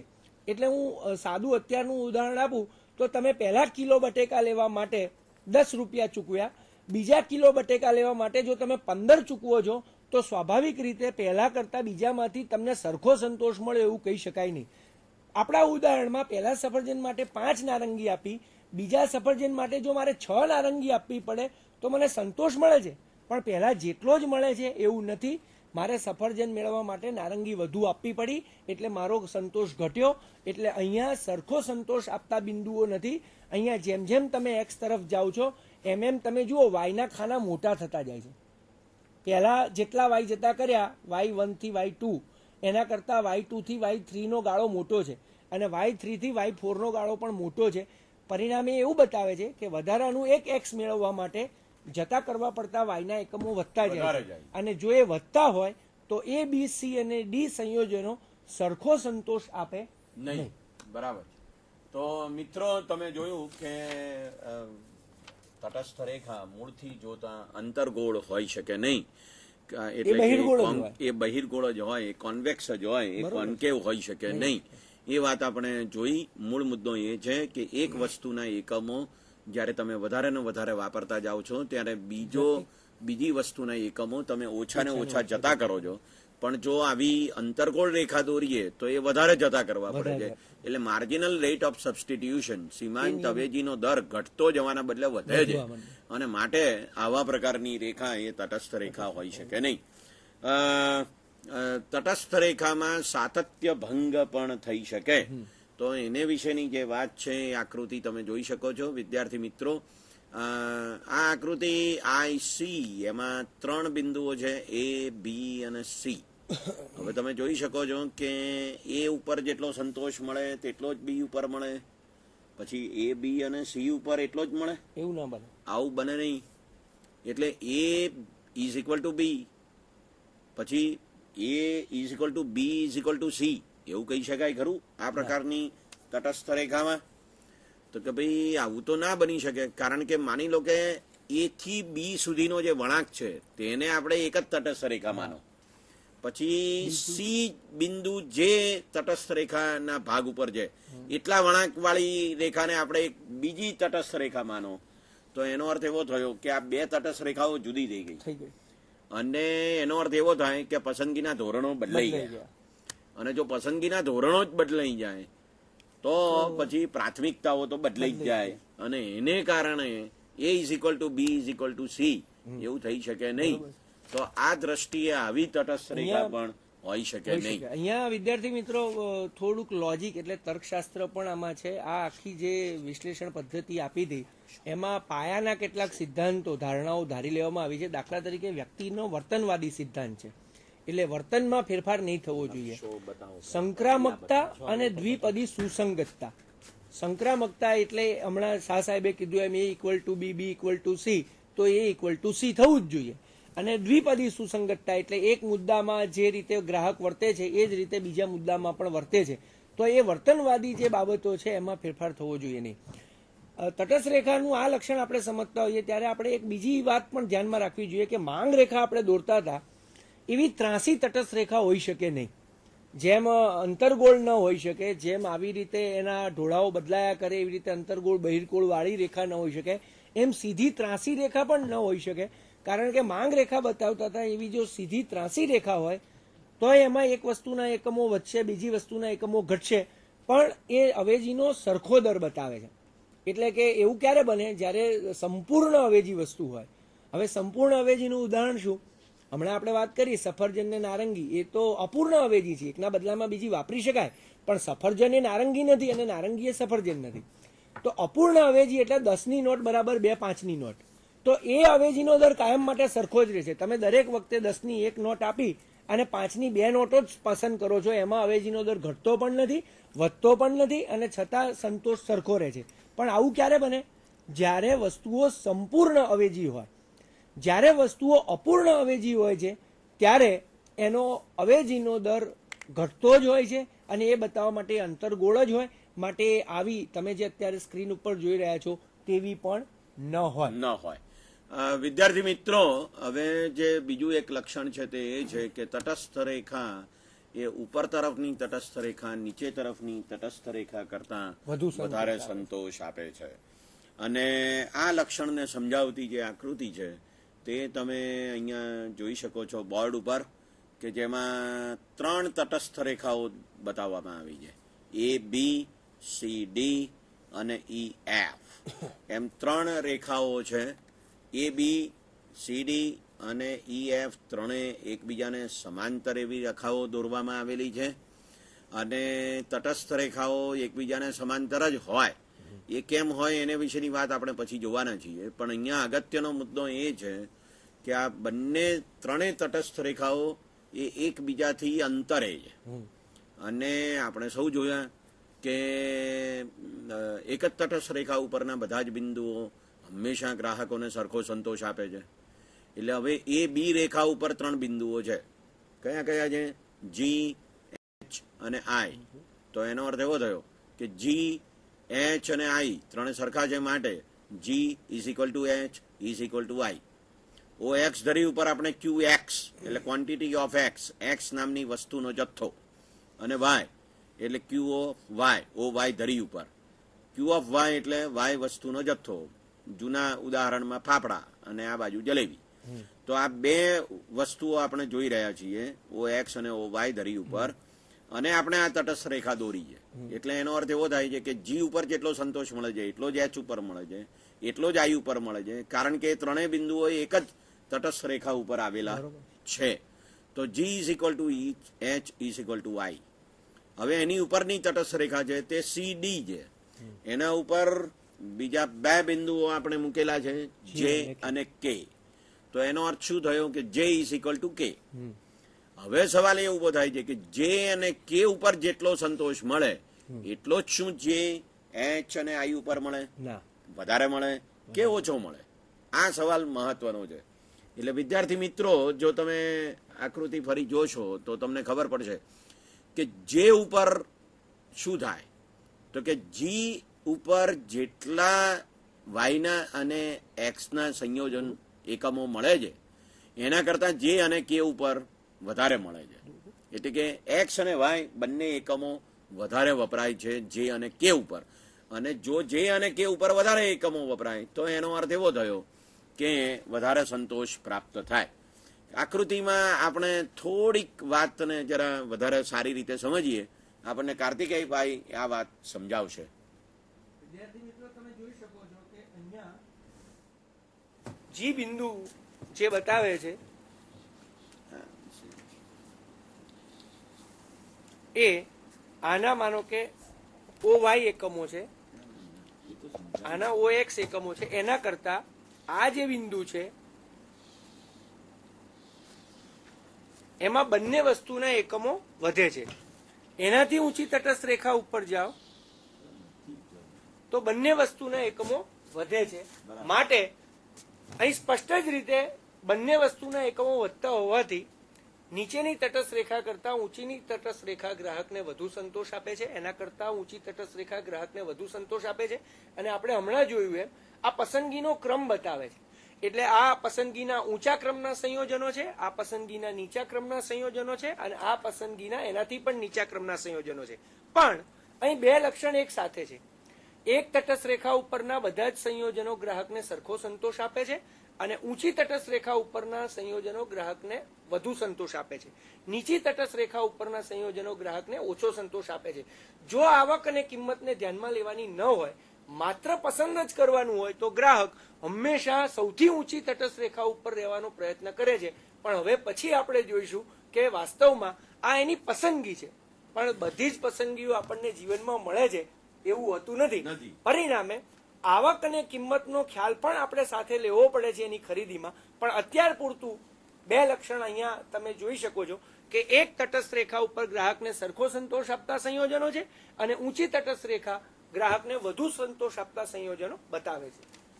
વિદ્યાર્થી મિત્રો, તો તમે આ આકૃતિમાં જોઈ શકો છો કે ફરી એકવાર આપણે આકૃતિ જોઈએ કે G = H = I, કારણ કે એ બી તટસ્થ રેખા ઉપર છે. J = K, કારણ કે એ CD તટસ્થ રેખા ઉપર છે. L = M, કારણ કે એ EF તટસ્થ રેખા ઉપર છે. પણ L = M, which is greater than J = K, which is greater than G = H = I. એટલે L અને M ઉપર સૌથી વધારે સંતોષ મળે છે, એના કરતા ઓછો સંતોષ J અને K ઉપર મળે છે, અને એના કરતા ઓછો સંતોષ G, H અને I ઉપર મળે છે. તો આ બાબત ખૂબ જ મહત્વની છે કે પસંદગીનો ક્રમ એ અહીંયા બદલાય છે, અને L અને M ઉપર સૌથી વધારે સંતોષ મળે તો ગ્રાહક બહુ સ્વાભાવિક છે કે L અને M ઉપર જ પોતાની પસંદગી ટોળે. બીજું લક્ષણ છે કે બે તટસ્થ રેખાઓ એકબીજીને છેદી કે સ્પર્શી શકતી નથી. તમે એ આકૃતિ પણ તમારા સ્ક્રીન ઉપર જોઈ શકો છો. વિદ્યાર્થી મિત્રો, IC1 અને IC2 બે તટસ્થ રેખાઓ અહીંયા બતાવવામાં આવેલી છે, અને એના 3 બિંદુઓ તમે જોઈ શકો છો. A, B અને C, નારંગી અને સફરજન બે વસ્તુઓ છે. O X ધરી ઉપર અને O Y ધરી ઉપર. અને આપણે હવે આ વાતને થોડીક વધારે વિગતે સમજી લઈએ કે A અને B આ બે એક જ તટસ્થ રેખા ઉપર આવેલા બિંદુઓ છે. તો એનો અર્થ એવો થયો કે A = B, બરાબર, IC1 ઉપર.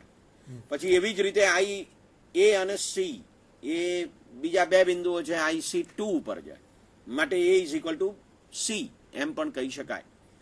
હવે જો A = B એમ આપણે કહીએ અને A = C એમ આપણે કહીએ, તો એનો અર્થ એવો થયો કે A = B = C, ત્રણે સરખા છે એવું આપણે કહેવું પડે.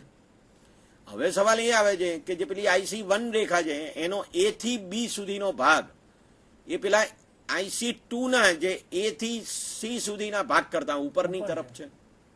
તો એનો અર્થ એવો થયો કે B રેખા એટલો ભાગ એ IC1 નો એટલો ભાગ એ IC2 ના એટલા ભાગ કરતા વધારે સંતોષ આપે. તો આપણે એવું કહેવું પડે કે B is greater than C. હવે હજુ હમણાં જ આપણે એવું કહ્યું કે A = B = C, એટલે કે A, B અને C બધા સરખા છે. અને હવે આપણે એવું કહીએ છીએ કે B છે એ C કરતા વધારે છે. તો આવું તો કેવી રીતે હોઈ શકે?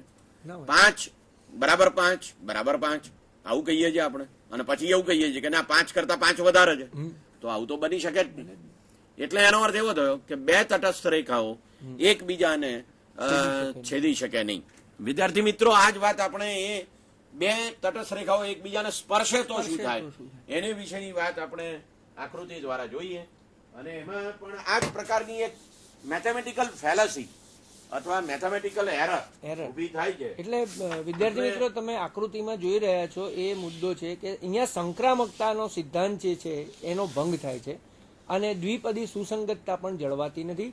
શાહ સાહેબ આપણને બોર્ડ ઉપર આ જે બે તટસ્થ રેખા એકબીજીને છેદી ન શકે એવો જ એક બીજો મુદ્દો છે, બે તટસ્થ રેખા એકબીજીને સ્પર્શી ન શકે, એ પણ આપણને સમજાવી રહ્યા છે. અને એમાં ફરીવાર એ જ તર્કદોષની જે વાત છે કે ગ્રાહકનું વર્તન જે છે એ સાયન્ટિફિક છે અને એ એકમાં વધુ સંતોષ, બીજામાં ઓછો સંતોષ અને આમાં સરખો સંતોષ કે તો એ ત્રણેય વચ્ચે પછી એક પ્રકારની તાર્કિક સંક્રામકતા રહેવી જોઈએ. એ રહે નહીં તો કેવા પ્રોબ્લેમ્સ ઊભા થાય અને માટે બે તટસ્થ રેખા એકબીજાને છેદી ન શકે, સ્પર્શી ન શકે. હા સાહેબ, આપણને બોર્ડ ઉપર સમજાવે. વિદ્યાર્થી મિત્રો, અહીંયા તમે જોઈ શકો છો કે ઓ વાય ધરી ઉપર આપણે ક્યુ ઓફ વાય નામની વસ્તુનો જથ્થો, ઓ એક્સ ધરી ઉપર આપણે ક્યુ ઓફ એક્સ એટલે એક્સ નામની વસ્તુનો જથ્થો જોઈ રહ્યા છીએ અને અહીંયા બે તટસ્થ રેખાઓ દોરી છે. એક છે એ બી અને બીજી છે સી બી, એમ બે તટસ્થ રેખાઓ દોરી છે. હવે એ બી તટસ્થ રેખા ઉપર બે બિંદુઓ છે, એફ અને એચ. એટલે એ બી તટસ્થ રેખા ઉપરના જે બે બિંદુઓ છે એફ અને એચ, એ બંને ગ્રાહકને એક સરખો સંતોષ આપે કારણ કે એક જ તટસ્થ રેખા ઉપર આવેલા છે. બરાબર. એવી જ રીતે આ બીજી રેખા છે સી બી અને એચ. બરાબર. તો એ સી બી રેખા ઉપર પણ બે બિંદુઓ છે, જી અને એચ. માટે G is equal to H. બરાબર. તો એક જ તટસ્થ રેખા ઉપર આવેલા બધા બિંદુઓ એક સરખો સંતોષ આપે માટે આપણે આવું કહીએ છીએ. હવે બંનેમાં એચ કોમન છે. તમે જોઈ શકો છો કે સી બી રેખા એ આ બિંદુ એચ પહેલા એ સ્પર્શે છે અને પછી એક જ થઈ જાય છે. હવે જો આવું થાય તો એનો અર્થ એવો થાય કે એચ બિંદુ એ કોમન છે, બંને રેખામાં આવેલું છે.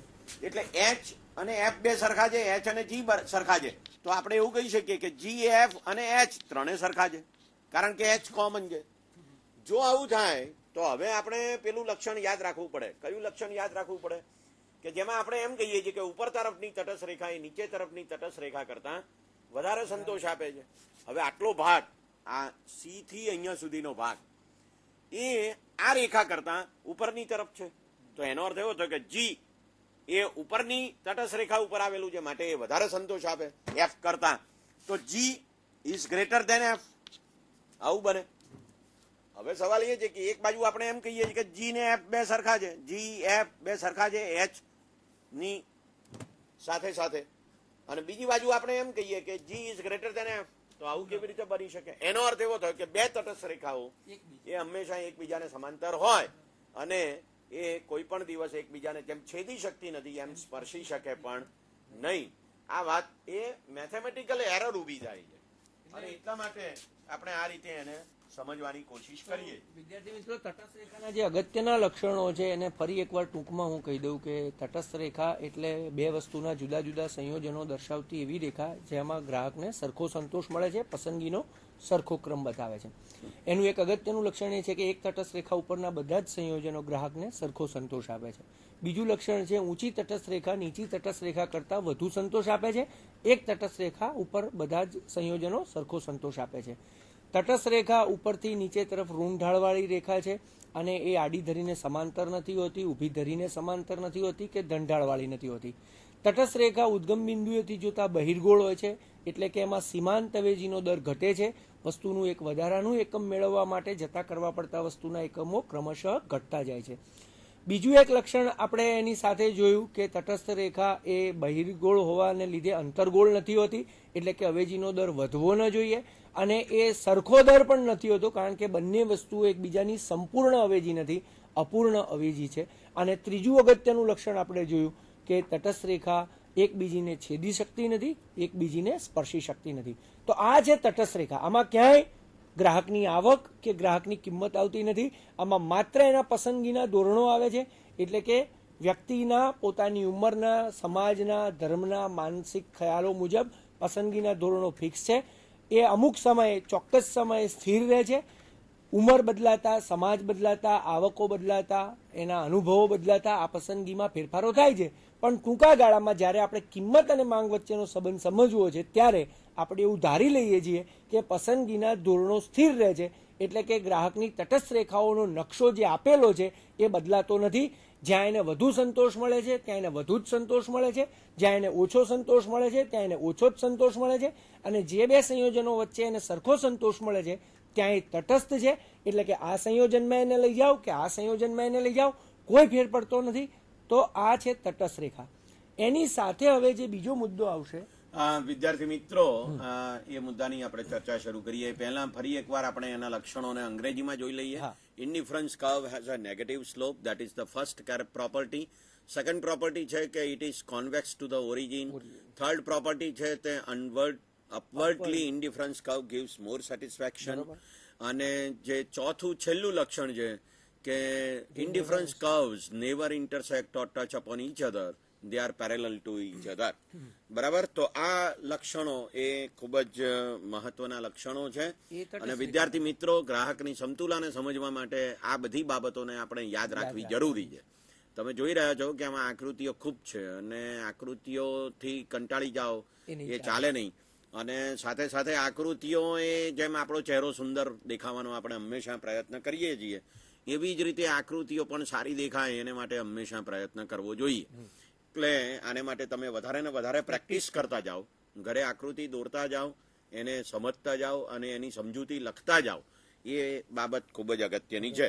તો હવે આપણે એક નવા મુદ્દા તરફ આગળ વધીએ કે જેને ગ્રાહકની સમતુલા સાથે સંબંધ છે.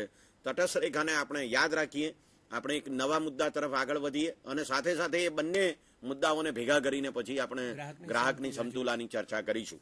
તો વિદ્યાર્થી મિત્રો, પ્રાઇસ લાઇન એ એક નવો ખ્યાલ છે, કિંમત રેખા અથવા ભાવ રેખા. બરાબર, તો આ કિંમત રેખાનો અર્થ શું છે એ આપણે સમજીએ. પણ કિંમત રેખા છે તે આપણે હમણાં જ વાત કરી કે એક્સ અને વાય આ બે વસ્તુઓ છે તટસ્થ રેખામાં, અને એમાં મારી પસંદગીના ધોરણો છે. પણ મિત્રો, જે પસંદગીના ધોરણો છે એ ખરીદવાની તાકાત હોવી જોઈએ ને. ખરીદવાની મારી તો પસંદગી છે ઘણી બધી હેલિકોપ્ટર ખરીદવાની, પણ હેલિકોપ્ટર ખરીદવાની તાકાત હોવી જરૂરી છે, ખરીદવાની શક્તિ હોવી જરૂરી છે. તો ખરીદવાની શક્તિ અને પસંદગી એ બે ભેગા થાય ત્યાં પછી ગ્રાહક સમતુલામાં આવે અથવા તો ત્યાં ગ્રાહક ખરીદી કરે, એમ આપણે કહી શકીએ. હવે મારી પાસે મારી પસંદગી છે સફરજન ખરીદવા, પણ સફરજન બહુ મોંઘા છે, 80 રૂપિયા 100 રૂપિયા કિલો છે. એટલે હું એવું વિચારું છું કે આ 25 રૂપિયા કિલો ડઝન કેળા મળતા હોય એ વધારે સારા.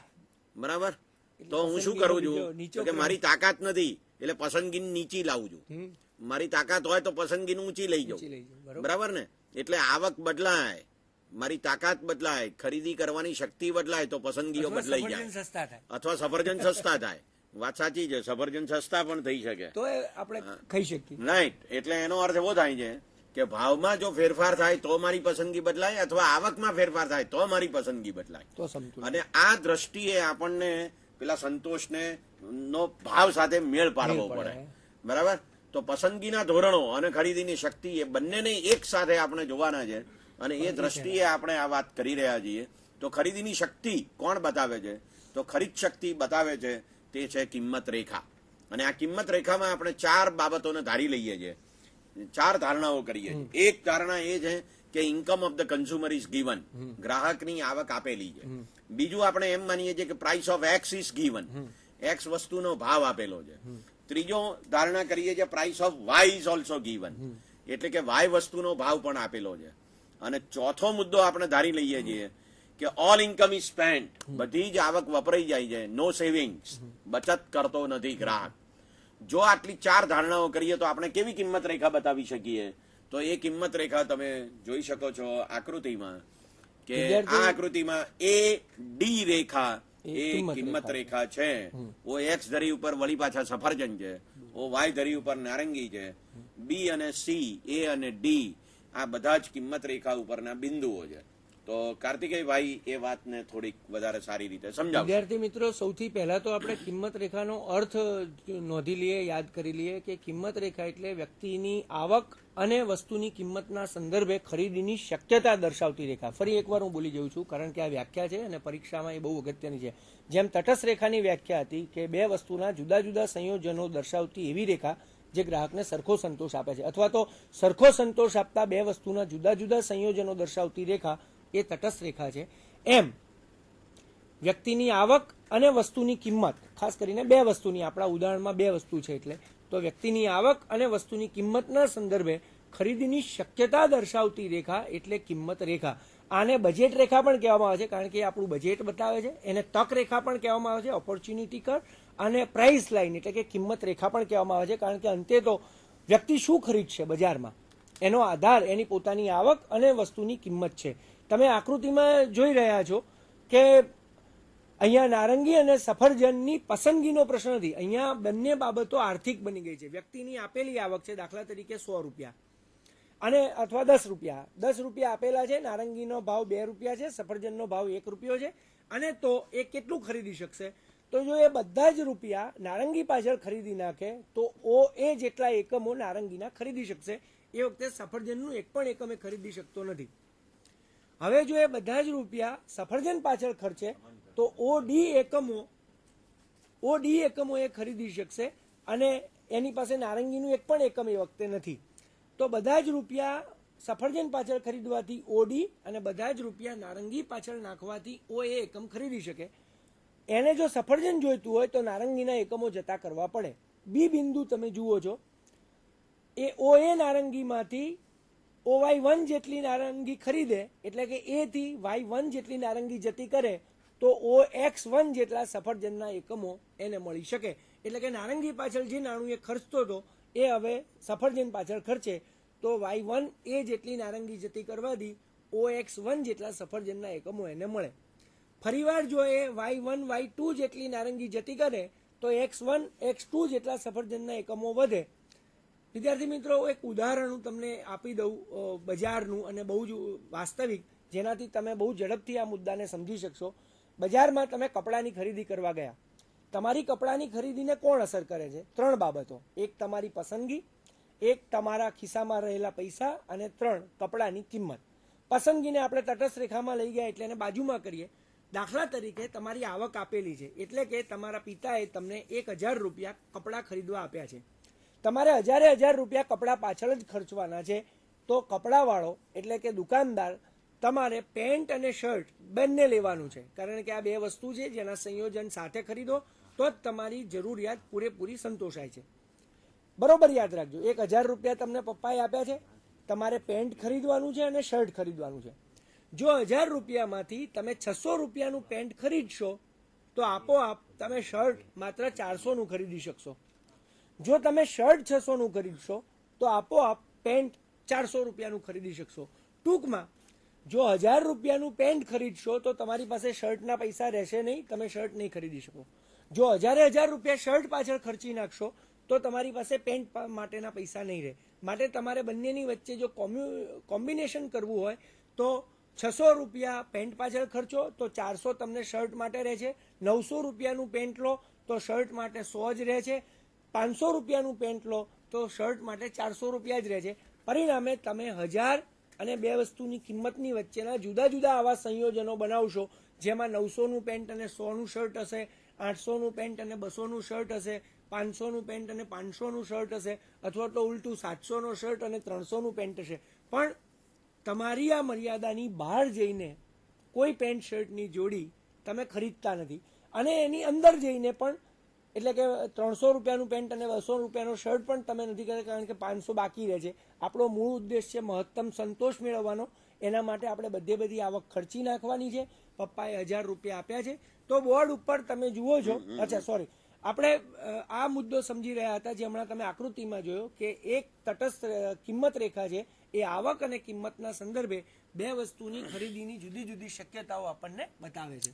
વિદ્યાર્થી મિત્રો, હવે આ જે કિંમત રેખા કે જે ઓપોર્ચ્યુનિટી કર્વ, તક રેખા છે અથવા પ્રાઇસ લાઇન છે, કિંમત રેખા છે અથવા તો બજેટ રેખા છે, એ બજેટ રેખામાં કેવી રીતે ફેરફારો થાય, તો એ જે ફેરફારો છે એ ફેરફારોને આપણે થોડાક સમજીએ. તમે અહીંયા તમારી સ્ક્રીન ઉપર જોઈ શકો છો ચેન્જ ઇન પ્રાઇસ લાઇન કેવી રીતે થઈ શકે. તો 4 રીતે થઈ શકે છે. એક, price of X changes and price of Y does not change. એટલે એક્સ નો ભાવ બદલાય છે અને વાય નો ભાવ બદલાતો નથી, તો ફેરફાર થાય. બીજું, price of Y changes and price of X does not change. એટલે કે વાયના ભાવમાં ફેરફાર થાય છે અને એક્સના ભાવમાં ફેરફાર થતો નથી. પછી ત્રીજો મુદ્દો, એક્સ અને Y, price of both X and Y change with varied proportions, જુદા જુદા પ્રમાણમાં બદલાય છે તો ફેરફાર થાય છે. અને ચોથું, ઇન્કમ ગોઝ અપ ઓર ગોઝ ડાઉન. આવકમાં ફેરફાર થાય તો કિંમત રેખા એટલે બજેટ બદલાય. મારી આવક 10,000 રૂપિયા હોય ને વધી જાય ને 15,000 થાય તો એનો અર્થ એ ન કે મારું બજેટ ખરીદીનું બદલાઈ ગયું. અથવા 10,000 ના 8,000 થાય તો પણ બદલાઈ જાય. તો આ 4 પ્રકારની પરિસ્થિતિ છે. એક્સ ના ભાવમાં ફેરફાર, વાયમાં નહીં. વાયના ભાવમાં ફેરફાર, એક્સમાં નહીં. બંનેના ભાવમાં ફેરફાર જુદા જુદા પ્રમાણમાં. અને ચોથું, આવકમાં વધારો થાય કે ઘટાડો થાય. તો આ રીતે કિંમત રેખામાં ફેરફાર થાય છે. હવે એ કેવી રીતે થાય છે તે આપણે આકૃતિઓ દ્વારા જોઈએ. આ જે આકૃતિ છે જે કિંમત રેખાના ઢોળાવમાં ફેરફાર બતાવે છે, ઓ એક્સ ધરી ઉપર આપણે નારંગી અને ઓ વાય ધરી ઉપર સફરજન માપીએ છીએ. તો જો ઓ વાય 1 એ સફરજનની ખરીદીની શક્યતાઓ છે, અને પછી ઓ એક્સ 1 એ નારંગીની ખરીદીની શક્યતાઓ છે. એટલે કે આ છે તે મૂળ કિંમત રેખા છે. હવે વાયના ભાવ એટલા ને એટલા જ રહે, સફરજનના ભાવ એટલા ને એટલા જ રહે, અને નારંગીના ભાવ ઘટે. તો શું થાય? તો એનો અર્થ એવો થાય કે ઓ એક્સ 1 જેટલી જે નારંગીની ખરીદીની શક્યતાઓ હતી તે વધીને ઓ એક્સ 2 થાય. એટલે એક્સ 1 એક્સ 2 જેટલી નારંગીની ખરીદીની શક્યતાઓ વધે છે. કારણ શું છે એનું? તો કે નારંગીના ભાવ ઘટ્યા છે, માટે વાસ્તવિક આવક વધી છે. વાસ્તવિક આવક એટલે શું? તો કે નાણાકીય આવકની ખરીદ શક્તિ એટલે વાસ્તવિક આવક. એટલે એનો અર્થ એવો થયો કે મારી આવક 10,000 રૂપિયા છે એટલી ને એટલી જ છે, બરાબર. પણ નારંગીના ભાવ ઘટ્યા એટલે મારી ખરીદ શક્તિ વધી ગઈ. પહેલા જેટલી હું નારંગી ખરીદી શકતો હતો એના કરતા વધારે ખરીદી શકું છું, અને માટે નારંગીની ખરીદીની શક્યતાઓ વધે છે. અને એટલે તમે આ આકૃતિમાં જોઈ શકો છો કે X1 X2 જેટલી નારંગીની ખરીદીની શક્યતાઓ વધી છે. તો આ એક ફેરફાર છે. હમણાં જ આપણે જોયું હતું કે એક ભાવમાં ફેરફાર થાય અને બીજાના ભાવ સ્થિર રહે તો શું પરિસ્થિતિ થાય. આનાથી ઊંધું એ એના પછીની આકૃતિમાં આપણે જોઈ શકીએ છીએ, અને તે છે વાય વસ્તુ એટલે નારંગી. અહીંયા ઓ વાય ધરી ઉપર આમાં સફરજન ને નારંગી આમ તેમ બદલાયા કરે છે, એટલું જરા ધ્યાન રાખજો. એક્સ ધરી ઉપર સફરજન છે એટલે આપણે એક્સ વસ્તુ ને વાય વસ્તુ એમ કરીએ તો આપણને થોડોક વધારે ખ્યાલ આવે. એક્સ ધરીની વસ્તુના ભાવ અહીંયા સ્થિર છે, બરાબર, અને વાય ધરીની વસ્તુના કિંમતમાં ઘટાડો થયો તો એ બાજુ ઢોળાવમાં ફેરફાર થયો. અને વિદ્યાર્થી મિત્રો તમે ધ્યાન રાખો, કિંમત રેખામાં જે ફેરફાર છે એને 2 ભાગમાં આપણે વહેંચીએ છીએ, ઢોળાવમાં ફેરફાર અને સ્થાનમાં ફેરફાર. જ્યારે માત્ર એક વસ્તુની કિંમતમાં ફેરફાર થશે ત્યારે ઢોળાવમાં ફેરફાર થશે, જે તમે હમણાં આકૃતિમાં જોયો. જ્યારે બંને વસ્તુની કિંમતમાં સમાન દિશામાં ફેરફાર થશે તો સ્થાન બદલાશે, અથવા તો વ્યક્તિની આવક બદલાય, કિંમત એની એ જ રહે. હમણાં શાહ સાહેબે કીધું એમ, તમે 10,000 રૂપિયાની આવક છે એ વધી અને 15,000ની થાય તો આપોઆપ બધી જ વસ્તુ ખરીદવાની તમારી શક્યતા વધી જાય છે, એની કિંમતો સ્થિર રહેવા છતાં. તો એ વખતે આખે આખું સ્થાન બદલાશે. એવી જ રીતે બધી જ વસ્તુઓની કિંમતમાં એકદમ જો ઘટાડો થઈ જાય તો પણ આખે આખી કિંમત રેખાનું સ્થાન બદલાય. બધી જ વસ્તુની કિંમતમાં વધારો થઈ જાય તો પણ કિંમત રેખા નીચે તરફ આવી જાય. તમારી આવક એટલી ને એટલી જ રહી હોય પણ બધી જ વસ્તુ ખરીદવાની શક્યતા ઘટી જાય. એટલે કિંમત રેખાના ઢોળાવમાં ફેરફાર થાય છે, કિંમત રેખાના સ્થાનમાં ફેરફાર થાય છે. આકૃતિમાં તમે જે જુઓ છો વિદ્યાર્થી મિત્રો, એનો અર્થ એ છે કે નારંગી ઓ વાય ધરી ઉપર આપણે નારંગી જો માપતા હોઈએ તો ઓરિજિનલ જે કિંમત રેખા છે તે Y1 X1 છે, બરોબર. અને ઓ વાય જેટલી નારંગીની ખરીદીની શક્યતાઓ છે, અને ઓ X1 જેટલી સફરજનની ખરીદીની શક્યતાઓ છે. પણ હવે સફરજનના ભાવ સ્થિર રહે ઓ એક્સ ધરી ઉપર, અને ઓ વાય ધરી પર નારંગીના ભાવ ઘટે.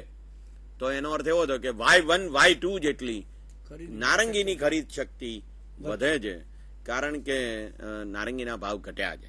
એટલે નારંગી વધારે ખરીદાય અને નવી કિંમત રેખા મળે X1 Y2 અથવા Y2 X1 જેટલી મળે. હવે વિદ્યાર્થી મિત્રો, જો બંનેમાં આ તો આપણે આમાં શું કર્યું, આ બંને આકૃતિઓમાં આપણે એક વસ્તુના ભાવમાં ફેરફાર કર્યો. પણ હવે માની લો કે બંને વસ્તુના ભાવમાં ફેરફાર થાય તો શું થાય? તો એ બાબતોની આકૃતિ તમે બોર્ડ ઉપર જોઈ શકો છો. 2 પ્રકારની આકૃતિઓ અહીંયા દોરવામાં આવી છે. વિદ્યાર્થી મિત્રો, જે પહેલી આકૃતિ છે, ડાબી બાજુની જે પહેલી આકૃતિ છે, હા આ આકૃતિ, એમાં તમે શું જોઈ રહ્યા છો? તો કે 2 કિંમત રેખાઓ છે, A B અને C D. એ Y વસ્તુ છે અને X વસ્તુ છે, બરાબર. અને એ બી રેખા એક મૂળ કિંમત રેખા છે, બરાબર. પછી શું થાય છે? તો કે બંનેના ભાવમાં ઘટાડો થાય છે. પણ એક્સ ના ભાવમાં થોડો ઓછો ઘટાડો થાય છે અને વાય ના ભાવમાં વધારે ઘટાડો થાય. તો એનો અર્થ શું થાય કે વાય ની ખરીદીની શક્યતા વધારે વધે, એક્સ ની ખરીદીની શક્યતા વધે ખરી પણ ઓછી વધે. એટલે તમે જુઓ કે આ આકૃતિમાં બીડી જેટલી એક્સ ની ખરીદીની શક્યતા વધે છે અને એસી જેટલી વાય ની ખરીદીની શક્યતા વધે છે, પણ એસી વધારે છે અને બીડી ઓછી છે, કારણ કે એક્સ ના ભાવ થોડા ઓછા ઘટ્યા છે, વાય ના ભાવ થોડા વધારે ઘટ્યા છે. એટલે વાય ની ખરીદીની શક્યતા વધી જાય છે અને એક્સ ની ખરીદીની શક્યતા વધે છે પણ થોડી ઓછી વધે છે.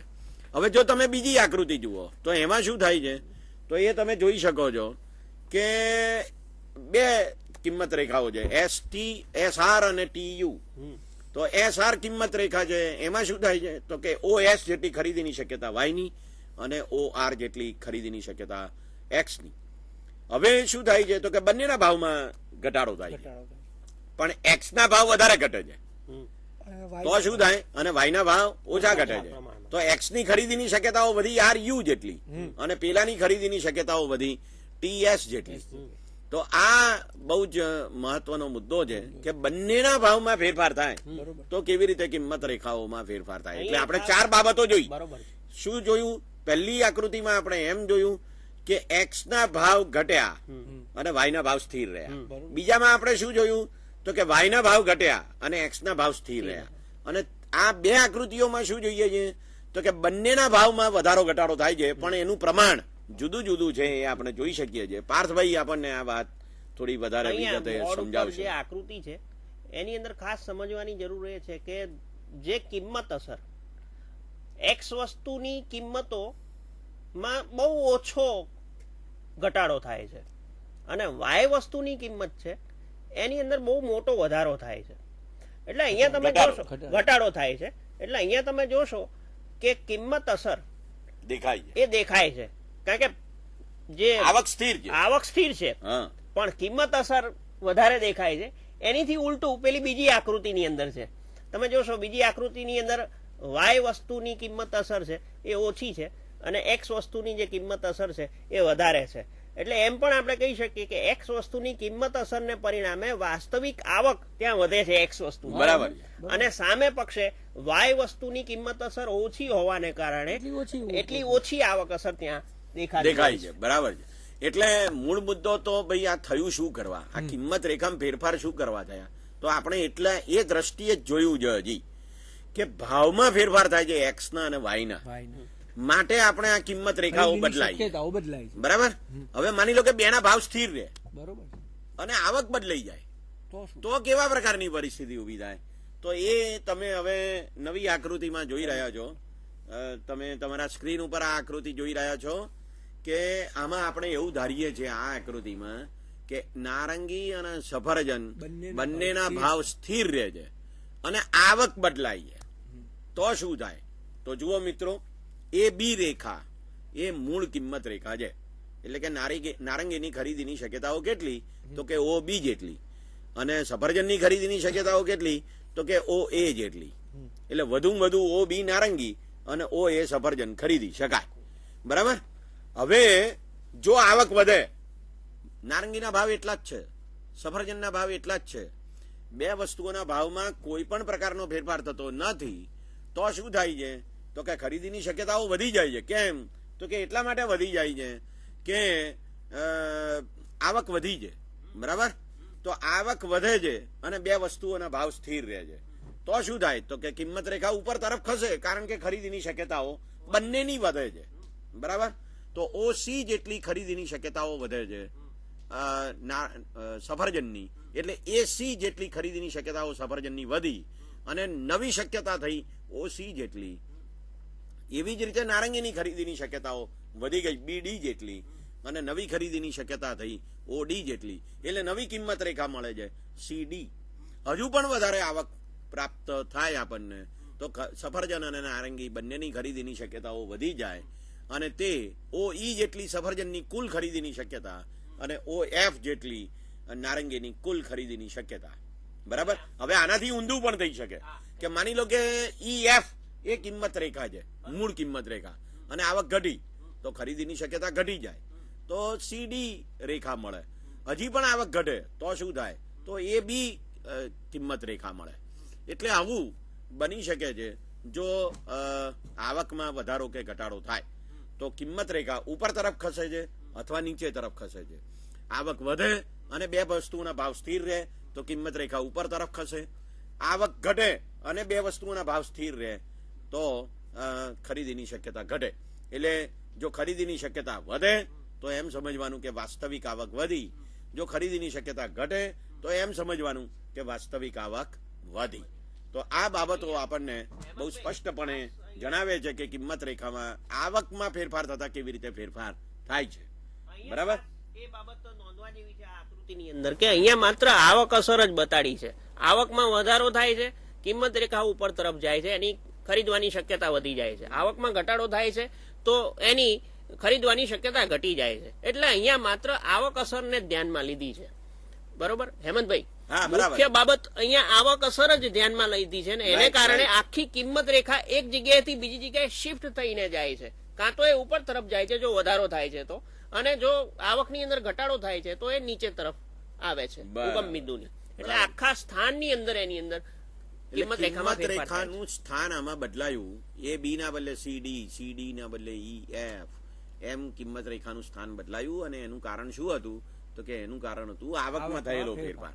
અગાઉ જે 4 ફેરફારો જોયા આપણે, એ શાને કારણે જોયા? તો કે કિંમતને કારણે.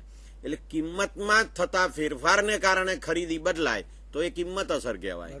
કિંમત સ્થિર રહે અને આવકમાં ફેરફાર થવાને કારણે ખરીદી બદલાય તો એને આવક અસર કહેવાય. એટલે કિંમત અસર ની અંદર આવક અસર છે. હવે એક બીજો અગત્યનો મુદ્દો છે કે ભાઈ કિંમત બદલાય અને આવક બદલાય, આ બંને બદલાય અને છતાં એક બીજી અસર ઉભી થાય અને તેને કહેવાય અવેજીની અસર. એટલે ચાના ભાવ બદલાય ને કોફીની ખરીદી પર અસર થાય, ખાંડના ભાવ બદલાય અને ચાની ખરીદી ઉપર અસર થાય, કઠોળના ભાવ બદલાય અને ઘઉંની ખરીદી ઉપર અસર થાય. આવું જે બધું થાય તેને આપણે શું કહીએ? તો એને અવેજીની અસર કહીએ. પણ થયું શાના કારણે? તો કે કિંમત ફેરફાર થવાના કારણે. એટલે આપણે એ બધાને કહીએ તો શું? તો કે એ કિંમત અસર કહેવાય. એટલે કિંમતમાં ફેરફાર થયો માટે અવેજી બદલાઈ ગઈ, અવેજીની અસર ઉભી થઈ. વાસ્તવિક આવક વધી કે ઘટી એટલે આવક અસર ઉભી થઈ. એટલે આવક અસર ને અવેજીની અસર એ બેનો સરવાળો કરો તો આપણને ખબર પડે કે કિંમત અસર કેટલી છે. શાહ સાહેબ, અહીંયા આપણે યાદ કરીએ, આમ તો છેલ્લો મુદ્દો પહેલો આવી ગયો કે વિદ્યાર્થી મિત્રો જે તુષ્ટિગુણ વિશ્લેષણની મોટી ખામી હતી કે એ આવક અસર અને અવેજી અસરને સમજાવી શકતી નહોતી.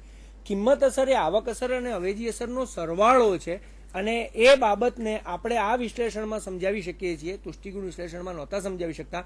પણ એ અસરોને સમજતા પહેલાનો મુદ્દો હજુ બહુ અગત્યનો છે અને એ છે ગ્રાહકની સમતુલા. વિદ્યાર્થી મિત્રો, આપણે 2 વસ્તુ શીખ્યા. એક તટસ્થ રેખાઓ એટલે કે પસંદગીના ધોરણો, અને બીજી કિંમત રેખા એટલે કે આવક અને કિંમતના સંદર્ભે વ્યક્તિની ખરીદીની શક્યતા. આપણે શરૂઆતમાં જ કીધું કે આપણે ગ્રાહકના વર્તનનો અભ્યાસ કરીએ છીએ. ગ્રાહક બજારમાં જે ખરીદી કરે છે એને 3 બાબતો અસર કરે છે: એની પસંદગીના ધોરણો, એની આવક અને વસ્તુની કિંમત. આ વસ્તુની કિંમત, આવક અને પસંદગીના ધોરણોના સંદર્ભે એ હવે સમતુલામાં ક્યારે આવે છે એ આપણે સમજવું છે. આપણો મૂળ મુદ્દો છે. એટલે કે જો એની પસંદગીના ધોરણો આપેલા હોય અને એ સ્થિર હોય, એટલે કે એનો તટસ્થ રેખાનો નકશો આપેલો હોય, જો એની આવક આપેલી હોય અને જો બજારમાં સંબંધિત વસ્તુઓની કિંમત આપેલી હોય તો ગ્રાહક ક્યાં સમતુલામાં આવશે? તો 3 બાબતો યાદ રાખો: પસંદગીના ધોરણો, વ્યક્તિની આવક અને સંબંધિત વસ્તુની કિંમત એ ગ્રાહકની સમતુલાને અસર કરે છે. આ 3 પરિબળો ભેગા થઈને ગ્રાહક ક્યાં સમતુલામાં આવે એને સમજવા માટે આપણે બોર્ડ ઉપર જે આકૃતિ દોરી છે એને બરોબર ધ્યાનથી જોઈએ અને સમજીએ. બોર્ડ ઉપર આપ જોઈ શકો છો કે ગ્રાહકની સમતુલાને અસર કરનારા 3 મૂળ પરિબળો છે. એક એના પસંદગીના ધોરણો, જે બિન આર્થિક બાબત છે, એટલે કે ગ્રાહકની સમતુલાને આર્થિક અને બિન આર્થિક 2 પરિબળો અસર કરે. એમાં બિન આર્થિક પરિબળ એટલે એના પસંદગીના ધોરણો, જે ટૂંકા ગાળામાં સ્થિર છે. પસંદગીના ધોરણો તમે સાઈડમાં જે તટસ્થ રેખાઓનો નકશો જોયો છે એમાં જોઈ શકો છો. એ એના પસંદગીના ધોરણો છે. આપણે જાણીએ છીએ કે એક તટસ્થ રેખા ઉપર એને સરખો સંતોષ મળે છે, ઊંચી તટસ્થ રેખા ઉપર વધુ સંતોષ મળે છે, નીચી તટસ્થ રેખા ઉપર ઓછો સંતોષ મળે છે. પછી આર્થિક 2 પરિબળો રહે છે. એક એની આવક અને વસ્તુની કિંમત. આવક અને કિંમતના સંદર્ભે ખરીદીની જે શક્યતા છે એ PL રેખા બતાવે છે. એટલે કે બીજી જે આકૃતિ છે વચ્ચેની એ કિંમત રેખા છે. ખૂણામાં ત્રીજી આકૃતિ પેલી બે આકૃતિને ભેગી કરે છે, એની પસંદગીના ધોરણો અને એની કિંમત રેખા. તો અહીંયા તમે જોઈ શકો છો કે 3 તટસ્થ રેખા અને એક કિંમત રેખાનો ભેગો એક ભાગ દેખાય છે છેલ્લી આકૃતિમાં. તો ત્યાં જો વ્યક્તિને કિંમત ચૂકવવાની ના હોત, દાખલા તરીકે આપણે કલ્પના કરીએ કે એને બજારમાં ખરીદવાનું નથી, મફત મળે છે, તો એ કયું સંયોજન અથવા કઈ તટસ્થ રેખા ઉપર હોત? તો ચોક્કસપણે એ IC3 તટસ્થ રેખા ઉપર હોત. અને એમાં આપણે બતાવીએ છીએ કે ડી અથવા તો એને સાથે સરખો સંતોષ આપતું કોઈ પણ બિંદુએ પસંદ કરત. આપણે અહીંયા ડી બતાવ્યું છે. દાખલા તરીકે એ ડી પસંદ કરે, જો એને કિંમત જ ચૂકવવાની ના હોય, એને મફત લેવાનું હોય તો, પણ આર્થિક બજારમાં મફત કશું હોતું નથી. જો એને કિંમત ચૂકવવાની છે, એટલે કે એની આવક આપેલી છે અને વસ્તુઓની કિંમત આપેલી છે, તો એક કિંમત રેખા વચ્ચે આપણને દેખાય છે જે તટસ્થ રેખાને સી બિંદુએ સ્પર્શે છે. એક જ કિંમત રેખા ઉપર એ, સી અને બી 3 બિંદુઓ છે. એક કિંમત રેખા ઉપરના 3 બિંદુઓ ગ્રાહકનો સરખો ખર્ચ બતાવે છે. એક તટસ્થ રેખા ઉપરના બિંદુઓ ગ્રાહકનો સરખો સંતોષ બતાવે છે. એટલે વિદ્યાર્થી મિત્રો, એ, સી અને બી એ 3 જે બિંદુઓ છે ને, એ ખર્ચ સરખો છે પણ સંતોષ જુદો છે. જુઓ તમે, સી બિંદુ છે એ ઊંચી તટસ્થ રેખા ઉપર છે, એ અને બી છે એ નીચી તટસ્થ રેખા ઉપર છે. એટલે એ અને બી બિંદુ એ પસંદ કરશે નહીં, એ સી બિંદુ જ પસંદ કરશે. એ, એફ અને બી એ સંતોષ સરખો બતાવે છે પણ ખર્ચ જુદો બતાવે છે. એ, એફ અને બી ઉપર સંતોષ સરખો છે પણ એફ નો સંતોષ એનો સંતોષ સરખો હોવા છતાં એનું ખર્ચ વધારે છે અને એફ નું ખર્ચ ઓછું છે. તો એ પસંદ કરવાને યોગ્ય જ નથી. ડી બિંદુ એને બહુ જ સંતોષ આપે છે પણ એ એની આવક અને કિંમતની બહાર છે, એની બજેટની બહાર છે, એની તકની બહાર છે. એને જે પ્રાપ્ય છે એમાં સી બિંદુ ઉપર એ સમતુલામાં આવે, કારણ કે ત્યાં તટસ્થ રેખા અને કિંમત રેખા એકબીજાને સ્પર્શે છે. પણ ટેકનિકલી જે અર્થ આપણે આપવો જોઈએ એ છે કે કિંમત રેખા છે એ બે વસ્તુઓ વચ્ચેનો ગુણોત્તર બતાવે છે અને તટસ્થ રેખા છે એ અવેજીનો દર બતાવે છે. એટલે બે વસ્તુઓનો કિંમતોનો ગુણોત્તર અને અવેજીનો દર બંને સી બિંદુએ સરખા થતા હોવાથી ગ્રાહક ત્યાં સમતુલામાં આવે છે. બરોબર છે. એટલે આનો અર્થ એવો થાય છે કે ડી બિંદુ એ એનું પસંદગીનું ધોરણ છે પણ તાકાત નથી. બરાબર. એ, સી અને બી એ એની તાકાત છે પણ એ અને બી એ પસંદગી નથી. પસંદગી સી છે. એટલે કારણ કે ઊંચી તટસ્થ રેખા ઉપર છે. એટલે હું ખરીદી તો શકું છું એ અને બી, બરાબર, પણ સી ખરીદું છું કારણ કે સી મારી વધારે પસંદગી બતાવે છે, કારણ કે એના ઉપર મને વધારે સંતોષ મળે છે. એટલે આ પસંદગીના ધોરણો અને ખરીદીની શક્તિ બે ભેગા થયા ત્યારે ગ્રાહક સમતુલામાં આવે. પસંદગીનું ધોરણ બહુ ઊંચું હોય પણ ખરીદીની તાકાત ના હોય, અથવા ખરીદીની તાકાત બહુ હોય પણ પસંદગીનું ધોરણ નીચું હોય. આ બંને પ્રકારની શક્યતાઓ ગ્રાહકના વર્તનમાં આપણને દેખાતી હોય છે અને આ આપણો રોજે રોજનો અનુભવ છે. વિદ્યાર્થી મિત્રો, આમાં એક બાબત જરા ધ્યાનમાં રાખવાની છે કે આ આપણું રોજે રોજનું વર્તન છે. બજારમાં આપણે જે વસ્તુઓ અને સેવાઓ ખરીદીએ છીએ ને એના સંદર્ભમાં આપણે આમ જ કરતા હોઈએ. આમ જ કરીએ છીએ અને એનું બહુ સરસ ઉદાહરણ હમણાં જ આપણે આપ્યું, એને સહેજ લંબાઈ દઈએ. વિદ્યાર્થી મિત્રો, બજારમાં હમણાં મેં ઉદાહરણ આપ્યું એમ હવે તમે સમતુલા સમજી શકશો. તમને પપ્પાએ 1000 રૂપિયા આપ્યા, તમારે કપડા ખરીદવાના છે, એટલે કે શર્ટ અને પેન્ટ એ બે વસ્તુઓ છે જેનું એક સંયોજન તમે ખરીદો તો તમને સંતોષ મળે. તમે 1000 માં ઓછા ખર્ચવાના નથી, કારણ કે 1000 ખર્ચવાથી જ મહત્તમ સંતોષ મળે, 900 ખર્ચવાથી ના મળે. આપણે એવું ધારી લઈએ કે તમે 1000 રૂપિયાનું શર્ટ અને પેન્ટની એક જોડી ખરીદવા બજારમાં જાઓ છો. તમે જયારે બજારમાં જાઓ છો, કાપડની દુકાનમાં પ્રવેશો છો, ત્યાંથી આપણી ગ્રાહકની આ સમતુલાનો સિદ્ધાંત શરૂ થઈ જાય. બરોબર છે. તમે પહેલા કાપડવાળા પાસે જાઓ છો એટલે નથી એ તમને પૂછતો કે તમે કેટલા રૂપિયા લઈને આવ્યા છો, નથી તમને કિંમત કહેતો.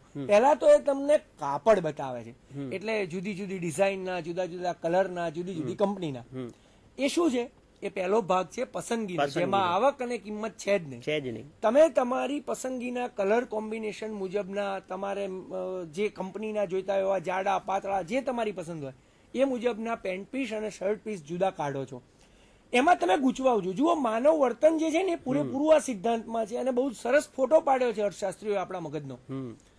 તમે એક પેન્ટ જોતાની સાથે જ કહો છો કે નથી સારું, પેલો કે આ બહુ સારી કંપનીનું છે, કાપડ બહુ જ સરસ છે, પણ આપણે કહીએ છીએ કે આ કલર જ મને પસંદ નથી, મને આવો ચેક્સ ને આમાં ટપકા હોય એ બિલકુલ ગમતું નથી. એનો મતલબ એ કોઈ પણ ગુણવત્તાનું હોય પસંદગીના ક્રમે સૌથી છેલ્લે છે સાઈડમાં કરો એટલે એને આપણે બાજુમાં મૂકી દઈએ છીએ. એટલે પછી આપણે આમ શું 2 પેન્ટ 4 શર્ટ આમ બધું પાંચ કે અલગ piece. કરો બહુ પહેલા જ બધા અલગ પહેલા કરો. અલગ કરો પછી આપણે જોઈએ બસ, બહુ જ એમ બધા. કરીએ કે આ 4 ભેગા લાવો હવે કયું પછી આપણે કિંમત પૂછવા માંડીએ કે આની કિંમત શું પછી છે એ આની તમને કિંમત શું છે આની કહે કિંમત શું પછી છે. એ તમને કહે છે કે સાહેબ તમારું બજેટ કેટલું છે? કારણ કે હા. ભાઈ 1000 રૂપિયામાં તો પછી એ પોતે જ 2 પેન્ટ પીસ સાઈડમાં મૂકી દે. સાઈડમાં કેમ કે મૂકી દે. 1500 નું તો બે પેન્ટ. બરાબર છે. એટલે એ તમને બહુ જ ગમતું હતું, હા તમને અત્યંત જે ગમતું હતું જુદું કાઢ્યું હતું, પણ એ 1500 રૂપિયા ભાવ હોવાથી તમે એને બાજુમાં કરી દો છો એટલે એ પેલું ડી બિંદુ એ તમારી શક્યતાની બહાર બહાર જતું. જતું રહે છે.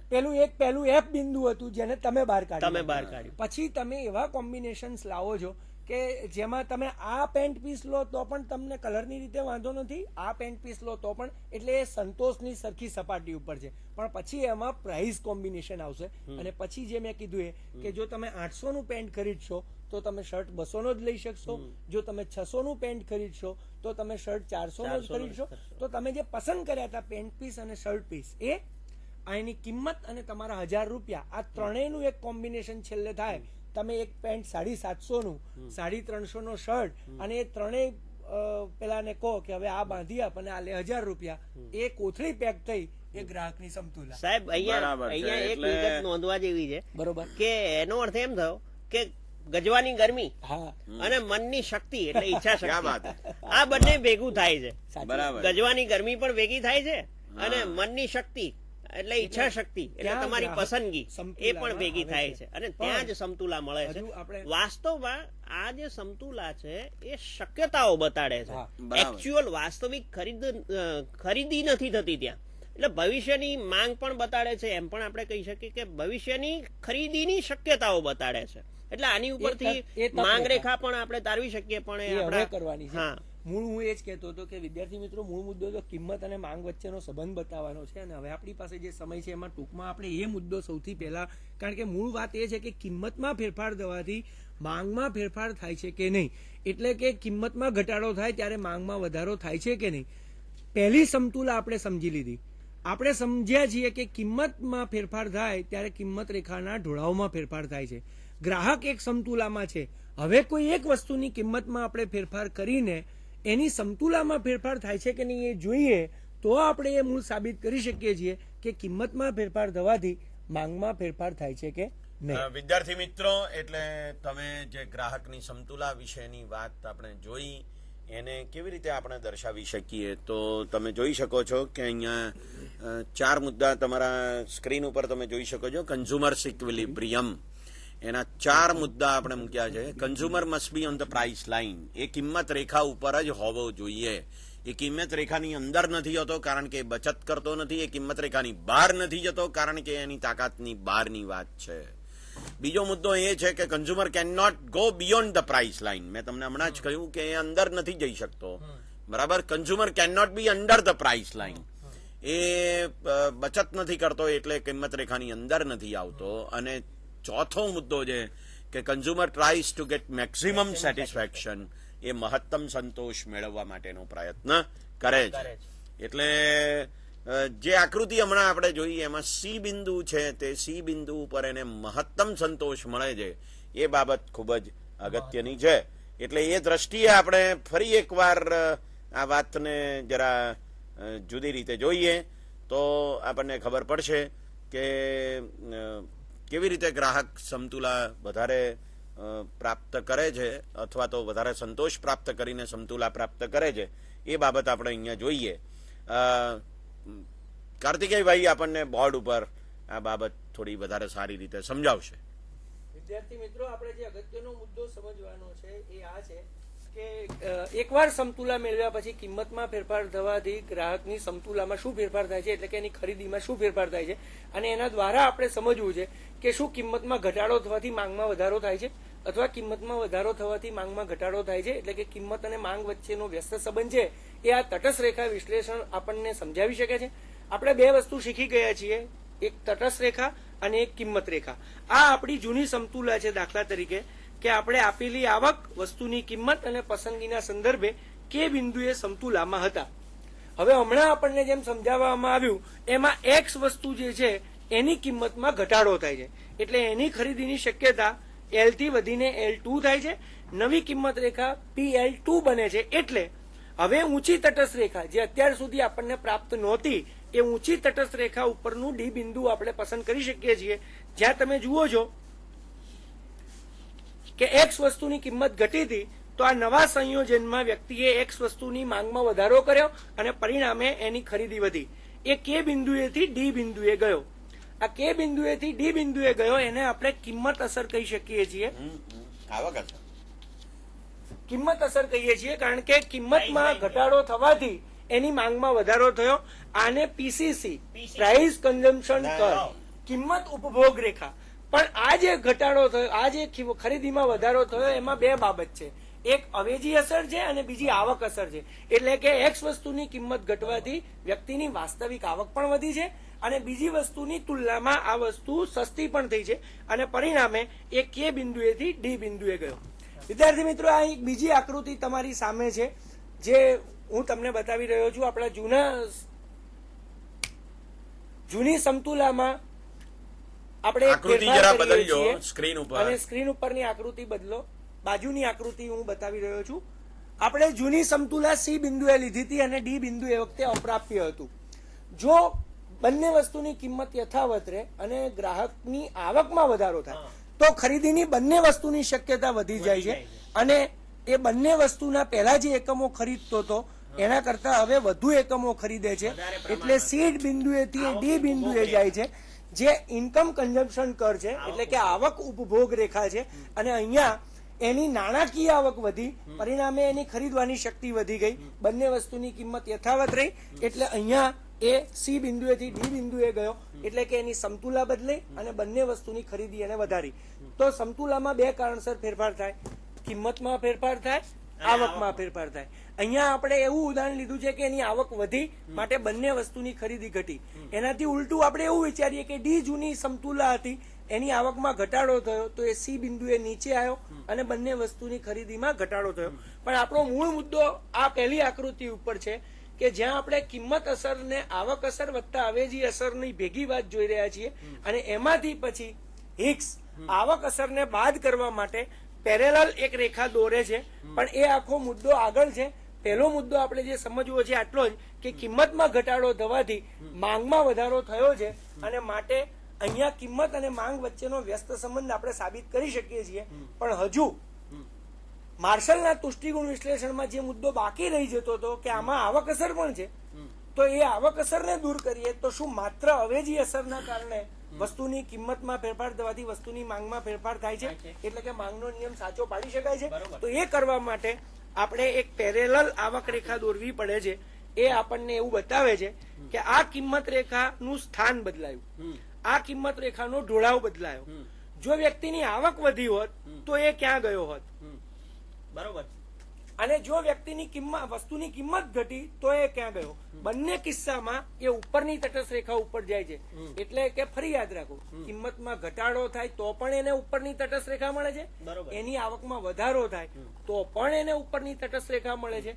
તો પરિણામે આ જે આવકમાં વધારો છે એમાં એ K બિંદુએ જાય છે, અહીંયા એ D બિંદુએ ગયો હતો. એટલે આવક વધે તો બંને વસ્તુની ખરીદીમાં વધારો થાય છે.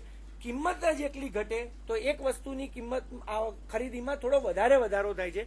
તો K બિંદુથી D બિંદુએ જે અહીંયા ફેર પડ્યો, આ જે બહુ નાનો છે અત્યારે આકૃતિમાં, પણ તમે જો પ્રેક્ટિસ કરશો તો તમને ખ્યાલ આવશે કે જ્યારે આવકમાં ફેરફાર થાય છે ત્યારે અહીંયા છે, કિંમતમાં ફેરફાર થાય છે ત્યારે અહીંયા છે. એટલે આ બિંદુથી આ બિંદુએ જવું એ કિંમત અસર છે, આ બિંદુએથી આ બિંદુએ જવું એ કિંમત અસરમાં રહેલી આવક અસર છે, અને એક જ તટસ્થ રેખા ઉપર એક બિંદુએથી બીજા બિંદુએ જતા રહેવું એ અવેજી અસર છે. અને વિદ્યાર્થી મિત્રો, સૌથી અગત્યની જે વાત છે એ આ છે કે મૂળ માર્શલે કિંમત અને માંગ વચ્ચેનો વ્યસ્ત સંબંધ સાબિત કરેલો. બરોબર, એ તુષ્ટિગુણ વિશ્લેષણ દ્વારા સાબિત કર્યો હતો, જેમાં તુષ્ટિગુણ માપી શકાય છે એવી ધારણા હતી. એ ધારણાને રદ કરી નાખી.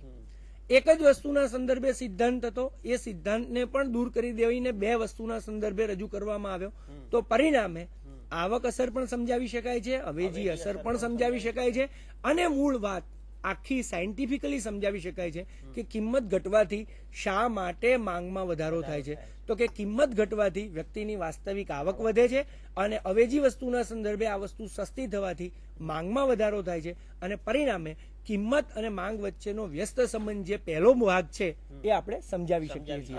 વિદ્યાર્થી મિત્રો, તો આજે આપણે આ રીતે તટસ્થ રેખા અથવા સમતૃપ્તિની રેખા વિશેની વાત કરી, પસંદગીના ધોરણો અને કિંમત રેખાની પણ વાત કરી કે જેમાં કિંમતમાં થતા ફેરફારથી કેવી રીતે ગ્રાહકની ખરીદીની શક્યતાઓ બદલાય છે. તો પસંદગીના ધોરણો અને ગ્રાહકની ખરીદીની શક્તિ બેને ભેગા કરીએ તો ગ્રાહક ક્યાં સમતુલામાં આવે છે એના વિશેની વાત કરી અને એમાં પછી આપણે કિંમત અસર, આવક અસર અને અવેજી અસર એને વિશે પણ આપણે થોડોક ઉલ્લેખ કર્યો. જો કે એ મુદ્દો ઘણો મહત્વનો છે, ઘણો જરા જુદો છે, ઘણો થોડો અટપટો છે અને સાથે સાથે એની આકૃતિ પણ બહુ અટપટી છે. આપણે એને વિશે અત્યારે બહુ વિગતે વાત કરી નથી, પણ આપણે એનો ઉલ્લેખ કરીને એમ સમજ્યા જઈએ કે કિંમત અસર થાય છે ત્યારે બે પ્રકારની અસર થાય છે. એક આવકની અસર પણ થાય છે, બીજી અવેજીની અસર પણ થાય છે. મારી આવક બદલાય તો હું ઘઉં અને બાજરી બંનેની ખરીદી વધારું, પણ ઘઉંના ભાવ બદલાય તો ઘઉંની આવક વધારું એટલું જ નહીં, ઘઉંની ખરીદી વધારું એટલું જ નહીં, પણ બાજરીની ખરીદી ઓછી કરું, આવું પણ બને. આ આવક અસર અને અવેજી અસરના સવાલો છે. તો એ મુદ્દાઓ વિશેની જે કેટલીક પ્રાથમિક બાબતો આપણે કિંમત રેખા અને તટસ્થ રેખાના સંદર્ભમાં જોઈ છે. મિત્રો, એક અગત્યનો મુદ્દો છે આને આધારે આપણે સમજવાનો છે, આઇસોકોન્ટ કર્વ એટલે કે સમ ઉત્પાદન રેખા. એ પેઢીની સમતુલાનો મુદ્દો આવે છે. ફરી ક્યારેક આપણે એને વિશે ચર્ચા કરીશું. આજે અહીં રજા લઈએ. ગ્રાહક મિત્રો, તમારા પસંદગીના ધોરણો તમે જરા યાદ રાખો અને તમારી ખરીદીની શક્તિ કેટલી છે એ પણ જરા ધ્યાન રાખો અને એ મુજબ ખરીદી કરો, એ મુજબ પસંદગીઓ કરો તો તમને મહત્તમ સંતોષ પ્રાપ્ત થશે. નહીં તો ખરીદીની શક્તિ ક્યાંક, પસંદગીના ધોરણો ક્યાંક અને એવું બધું થાય તો ઘણી બધી મુસીબતો ઊભી થાય. આવું ન થાય એની તમે ચોક્કસ કાળજી રાખો એવું હિક્સ કહે છે. નમસ્કાર.